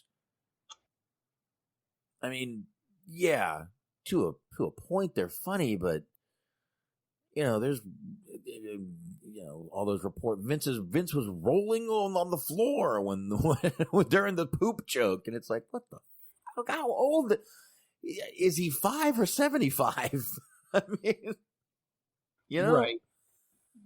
Yeah, their comedy has always been sort of hit and miss. Sometimes they'll hit it out of the park, and then sometimes you'll just like be praying to God that no one ever sees you watch And it just there doesn't seem like there ever really be a happy medium between those two. Yeah.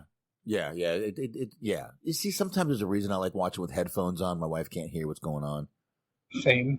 I always I feel like I can focus better too, but I usually always end up watching whatever I'm watching with headphones on. Yeah.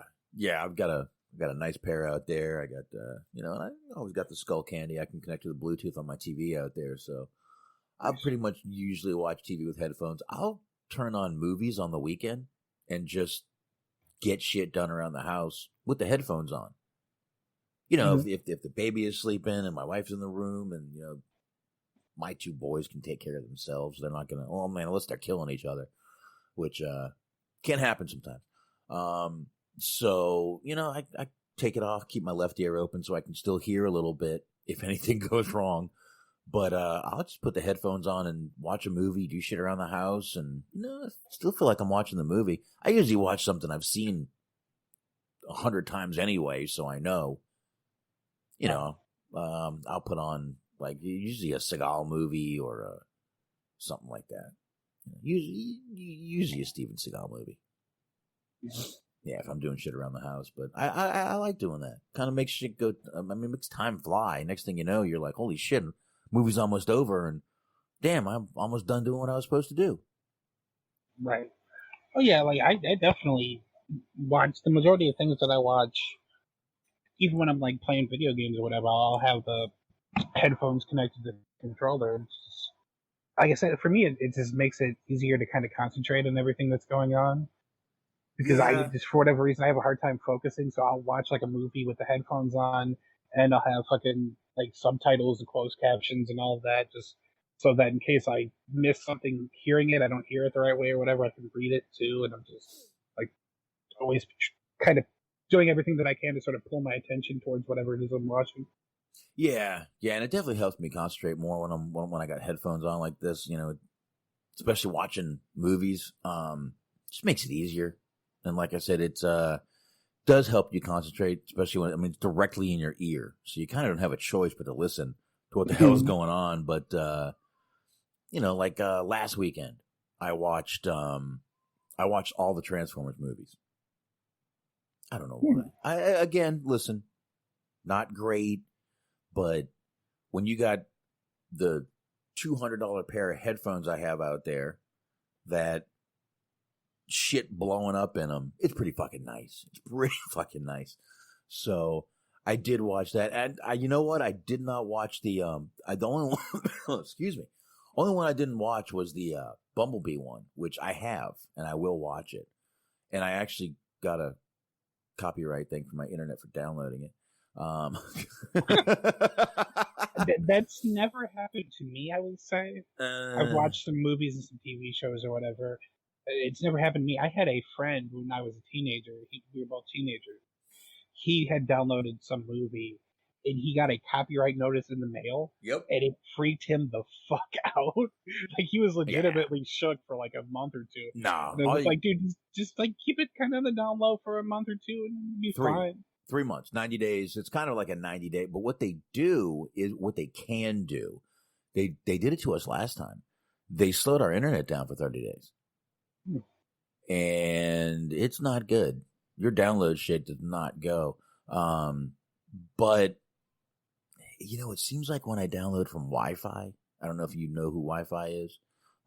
Anyone out there who knows who Wi-Fi is, movies, then you're on my level here. You're on my playing field. It's that's where I get the hits from almost every fucking time. So I need to find. I've got plenty of other ones, but that's the one right there that gets me. But I was watching those movies the other day and just getting shit done around the house, and Anthony had made a post about Bernie Mac. I forget how many years it had been, but Anthony made a post about Bernie Mac. I completely forgot that he was the car salesman in the first Transformers movie. And he sold, Shia LaBeouf's character that car. And it was just, listen, anytime I can see Bernie Mac, it's like a bonus for me. And when I forget he's in a movie, I haven't seen that movie in forever. And when I can just forget he's in a movie and then suddenly Bernie Mac pops out of the fucking door, holy shit, man. I just fucking went, God damn, I forgot that motherfucker was in this movie. And I love Bernie Mac. I really do. Right. Always thought he was great, man. I used to, even before I really knew who he was, when I used to see him on Def Comedy Jam. Always fucking loved his comedy. Always liked him. I just thought he just looked like a naturally funny guy. Like Tracy Morgan, same thing. Naturally funny. Right. Just the voice, their cadence, the way they say things. Could read a fucking phone book and you'd still fucking laugh. Mm-hmm. Yeah, that's them two right there. But again, I'm not going to sit here and say those transfer movies are good. But I like listening to the shit blowing up. Hey, I watched the weekend before. I watched all the Fast and Furious movies. Nice. Except Hobbs and Shaw. I've got it. I had that a long time. But I just haven't watched Hobbs and Shaw yet. I heard it's good. Everyone said it's actually not a bad movie. Yeah, I've heard good things about it. I can't remember where I ended up like dropping off on that series, but I've missed quite a few of the ones that they put out recently. I have to stop after 6 because my wife hasn't seen the 7th one or the 8th one. So I kind of have to stop. Or the 8th one is what is it? The Fate of the Fast and Furious. So I stop at the 6th one, which is the one where they go after Shaw from Hobbs and Shaw. But he was supposed to have died in that movie. They just bring back people that died. They're like, Letty didn't die. Well, yeah, I don't understand any of it because I think I tuned out after Tokyo Drift. I think was my cutting off point. Not that Tokyo Drift was a bad movie, but they have where it's like kind of almost fucking Star Wars like, where it's like, well, the actual continuity that you have to watch the movies in is this, that, and the third. Because apparently, like, some movies things happen or it's supposed to tie into different movies, and so like they're not direct like 5 and 6 or not direct sequels or whatever the fuck. They have a weird timeline they established. Here, if you watched Fast and Furious in order, let's see what. All right, now I even watched Los Bandoleros. Okay, the 20-minute little short they did. Now, if you want to watch these in order, you would go The Fast and the Furious, the first one, Too Fast, Too Furious, and then something called The Turbocharged from 2003. I see Paul Walker in it. Let me see this right here. The Turbocharged, let's go to IMDb. It's a prelude to Too Fast and Too Furious. And I'm trying to see, it is 6 minutes long. 6 minutes. So you'd have to watch this. I did not get this, and I can't download it for 3 months. And then you would go The Fast and the Furious again. And this would be the Tokyo. Wait a minute, look at the whole thing. This would be Tokyo Drift, which would be. I always thought that was the third one, but I guess it's actually the fourth one. And then we go Fast and Furious, and then Los Bandoleros. Another quick 20-minute. It was the guys from Fast and Furious. The Dominican guys. They broke out of jail in that movie, is what it was. And then Fast 5, and then 6, 7, The Fate, and then Hobbs and Shaw, and then in next year we're getting F9, baby. F9, and then they're saying they're already thinking about doing 10 and stopping. But they're actually at 12. I mean, right now. So I don't know, man. I guess we'll see. But yeah, actually, Fast and Furious 10 is set to come out in 2022 right now. So I don't know. But if you want to watch it in order, that's how you would do it. Again, I know they're not great movies, but man, oh shit, Cheese Man has a joke. Yes, let's indulge. Why did Paul Walker cross the road? I cannot wait. Because he wasn't wearing a seatbelt. Oh. Coming in hot. That's always fun. Good job. We're happy to have Cheese with us. He was actually, I can't remember if it was him or G Wiz, but they were talking about, since we were talking about streaming stuff, one of them likes to use Putlocker. I don't know if you use them a lot, but apparently they got a lot of stuff there that you can easily find. I've used that. I've used torrent or something like that. There's a whole shitload of them. Here, let me pull up my torrent thing. I don't give a shit what we're talking about here. I use that. I use Zoogle. Extra Torrents is another one. Pirate Bay was one I used to use, but you just can't even fuck with that one anymore. And again, Wi-Fi, just every time I use them, I get a fucking copyright strike. Now, if you want to download wrestling stuff, I'm going to give you all a little tip here that I probably shouldn't be giving you, but hey, it's a free show. Who gives a shit? Extreme Wrestling Torrents, XWT. Mm-hmm.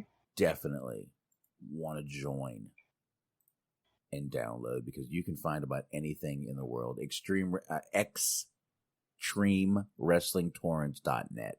Check it out. I promise you, you will not be fucking disappointed. The only real downside with them is that, from what I've seen, I don't use them, but from what I've seen, they sometimes they close registration. Last time I had checked, registration was open. This was like maybe a month ago. Because I was looking at trying to download some All Japan stuff, but that's neither here nor there. But sometimes they close registration, and also you have to keep a ratio. I don't know how common that is with other torrent websites because I don't really torrent a lot of shit. I usually just stream it. But you have to keep a ratio of how much you upload versus how much you download. They don't want you just showing up and like downloading their shit and not providing anything. So. Now I'll teach you a trick on that. Okay. Raw? Download Raw and just leave it for a week. And then do it again a month or two later. Do the same thing and you will be just fine. I used to some invites left. I have 10 invites left. So, dirtcheatdudes@gmail.com if you want a invite from me. I will definitely hook you up with that. Just tell me what you're looking for. I'll hook you up. Yes. Yep. I will. I will definitely do that. I have 10 invites sitting right here. Smark, if you need one, I can, 9 invites.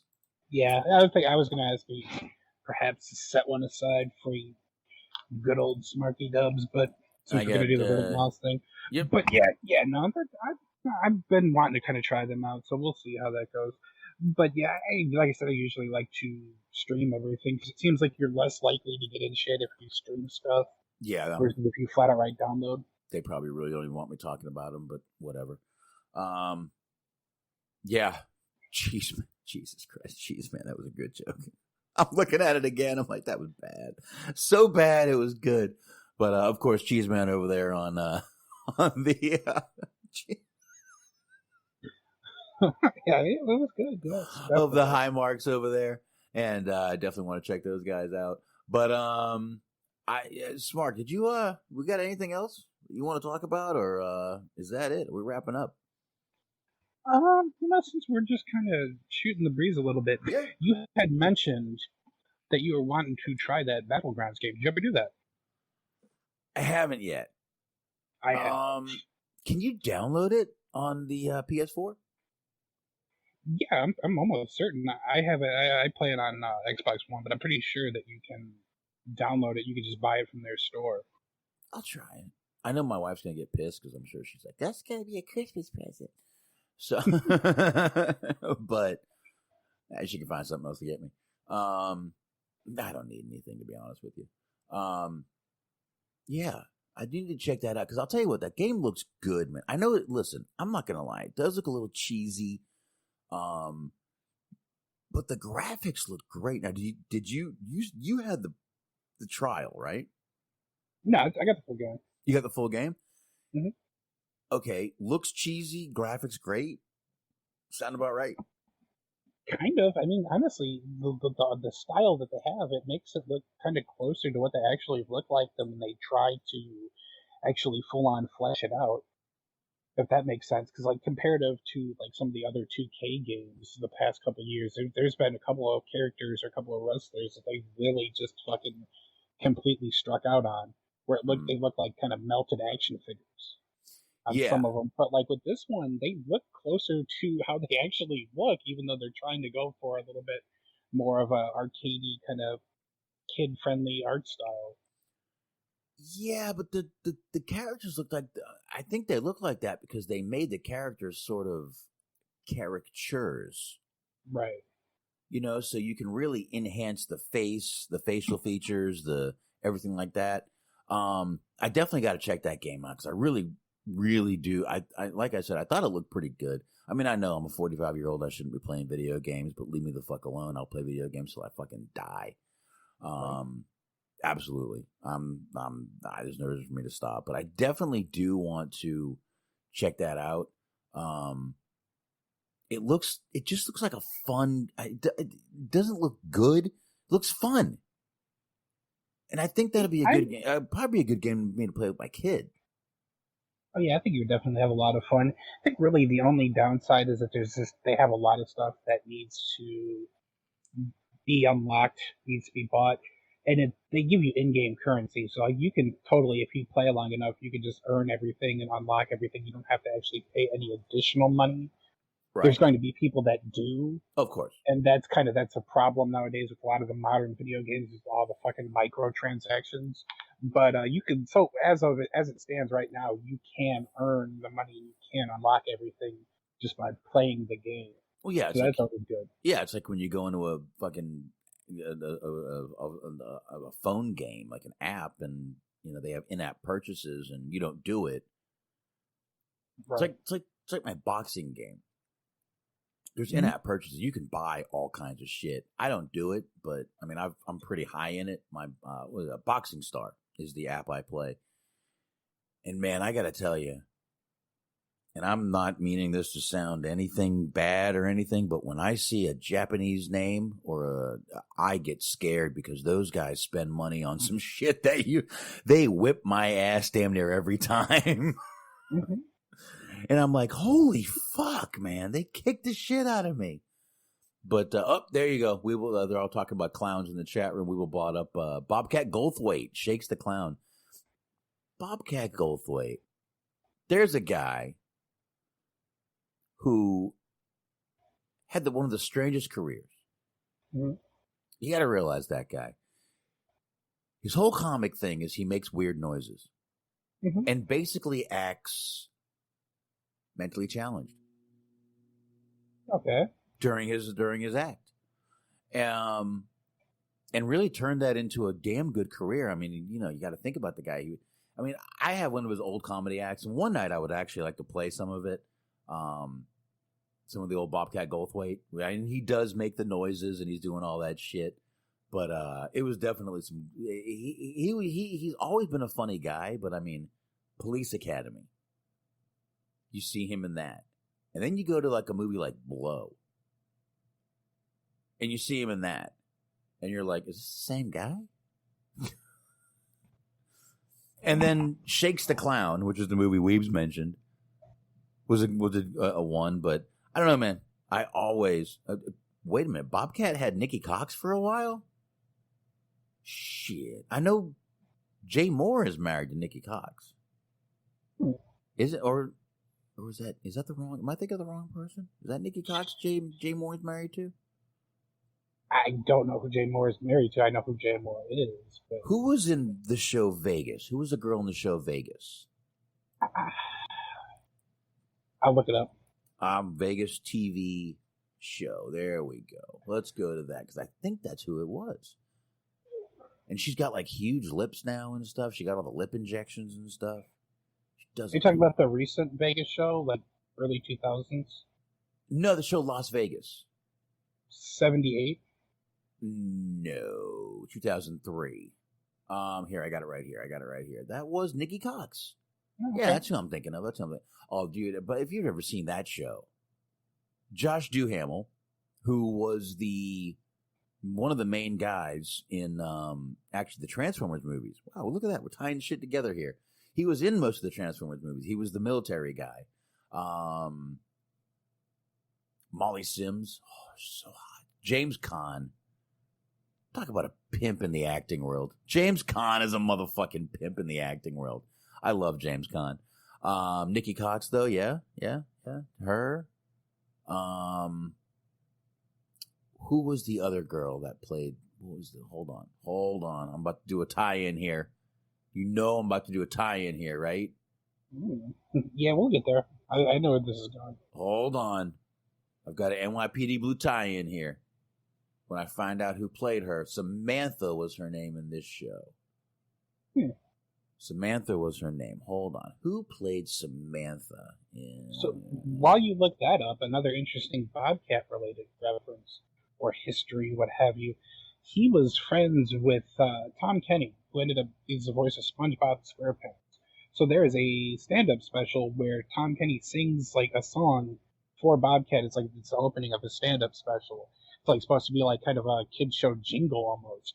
So it's kind of interesting that the guy who ends up becoming SpongeBob did a song for a comedy special where a guy just like screams very angrily about masturbating. Yeah, it's kind of weird. Yeah. Damn, Tom Selleck was on that show for a while. Didn't even know that. Sam Marquez, Vanessa Marcil. Nice. She was on about 3 or 4 episodes of NYPD Blue, actually. She's a beautiful girl, by the way. Yeah, she was on a few episodes of NYPD Blue. We'll tie in for you. Haven't done that in a while. Thought I'd throw that out there. That felt good. Her and Jay Moore divorced because we used to say in 97 to 2018. All right, so yeah, he did. Wow. Man, and Jay Moore snatched that shit up. Wow. Okay. All right. There we go. Wait a minute. He says Bobcat and Nikki were 97 to 05, and he's saying Jay Moore was 97 to 2018. Interesting. So he's literally saying that she was seeing Bobcat and Jay Moore at the same time. Now, Jay Moore, I'm actually a huge Jay Moore fan. He was in one of my underrated favorite movies, Suicide Kings. You ever see that? I think I heard about it. Is Ice Cube in that?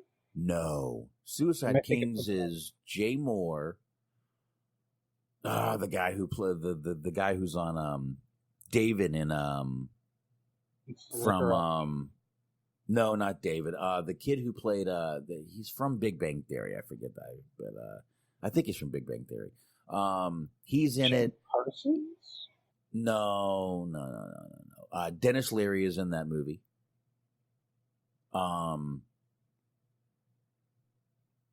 Dennis Leary, Christopher Walken. Thank you, Weebs. Walken is in that movie, but Dennis Leary is definitely in that movie. That's a movie. I love that movie. Brad Garrett. Brad Garrett's got a little part in that movie. He's one of the quote unquote kidnappers. I'll leave it at that to not spoil anything. But Dennis Leary was great in this fucking movie, man. I love Dennis Leary in this movie. I like Dennis Leary in a lot of movies. Dude, even fucking back to Judgment Day. Another movie me and Anthony fucking reviewed. Judgment Day. Or Judgment Night. Sorry. Judgment Night. Great. Sean Patrick Flannery. That is his name. Thank you, Weebs. Is in that movie. Just a really fucking good fucking movie. Not a high budget movie. Not a movie where there's a ton of scenery, but a lot of dialogue and a really great movie. And Christopher Walken, of course, is one of the greatest in that movie. But definitely a movie worth checking out. But yeah, Jay Moore is in that one.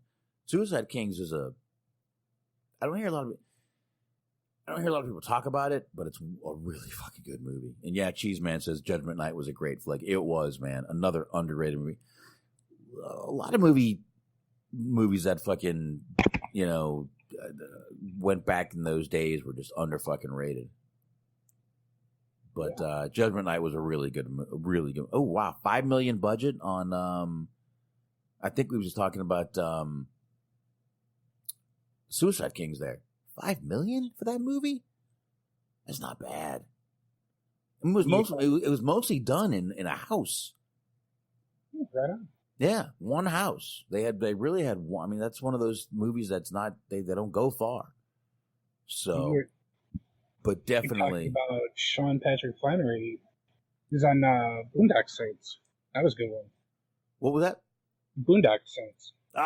Still haven't seen Still, Sean Patrick Flannery is in that one, and that's a pretty good one. I mean, there's two at this point, but yeah, I watched it one night just because it was like things to do on St. Patrick's Day, so I just got drunk and watched that, and it was a good way to spend my night, I think. yeah. And of course, if you're like, well, who the hell is Jay Moore? What's that Tom Cruise movie? Jay Moore is in with him. Bob Sugar. Jerry Maguire. He was Bob Sugar and Jerry Maguire. That should help you out a little bit right there. He's one of those people that always seems like they're just always around somehow, but you never really know how or why. Kind of like Michael Rappaport. Like he's just always around, but you just never really know what it is that he's doing or why it is that he's around. Well, Rappaport, listen, Michael Rappaport's fucking amazing, to be honest with you. I mean, listen, I know he's you're like, he's a crazy Trump hater. I don't give a fuck. I couldn't care less. He's done some really good fucking movies. I mean, Metro, he did Copland, great in the movie Copland. Higher Learning, Michael Rappaport, Higher Learning, excellent movie he was in there. Just a ton of movies I can think of that he was so good in that whatever, I don't care about it. I don't give a shit about political shit. But he is definitely a hell of an actor, man. And I've seen him in some really good movies. But I think probably the best movie he was in, though, was Higher Learning. You've seen that, right? Is that with Bob? I think I have. No, Higher Learning. Was that with Rodney Dangerfield? No. What is the one I'm thinking about? Then help me anyway, because we'll talk about it still. You're with Rodney Dangerfield, and there's this real attractive actress. You're thinking of Back to School. Okay, yeah. With the kid from Christine. He was in that movie also. I will see if I saw it. It sounds familiar. I might have. Omar Epps. Yeah, I might have. Higher Learning is with Omar Epps and Tyra Banks is in that movie also. See, fittingly enough, Ice Cube was in this one. Ice Cube was eventually got there. Ice Cube, Buster Rhymes in here. Mm-hmm. Buster Rhymes, really. Yeah, Ice Cube is in that movie. Good movie, man. Pretty much any. Lawrence Fishburne. Lawrence Fishburne, absolutely, and he was Lawrence. He was not Larry. Remember, this was pre Matrix. Well, in Boys in the Hood, it was Larry Fishburne. Yeah. He changed it to Lawrence. Once he was a little. Once Boys in the Hood went big, but Ice Cube, man, I gotta tell you, I'm not sure there's a bad Ice Cube movie out there. I really gotta be honest. I like Ice Cube, man. He's a good actor in a lot of the shit he does, man. He's done a lot. He's done a lot more than I thought he did. Ice Cube? A little bit. Oh, dude, he was in Friday. Obviously, all the Fridays were his. He was in Trespass with Ice-T. Ice Cube and Ice-T. You had both Ices. You had Ice Cubes with Ice-T. He did a movie where he was in prison. He was wanted on a Blue Shield or something like that. He was in a movie. He's done a shitload of movies, and I'll tell you what, I don't think I've seen a bad movie with Ice Cube in it. New Jack City. Come on, man. New Jack City. Him and Judd Nelson. Oh, there you go. Yeah. I can't think of Anaconda. Not a bad movie. Not a bad movie, weebs. You got John Voight in that movie. You cannot say Anaconda was a bad movie. Triple X Part 2.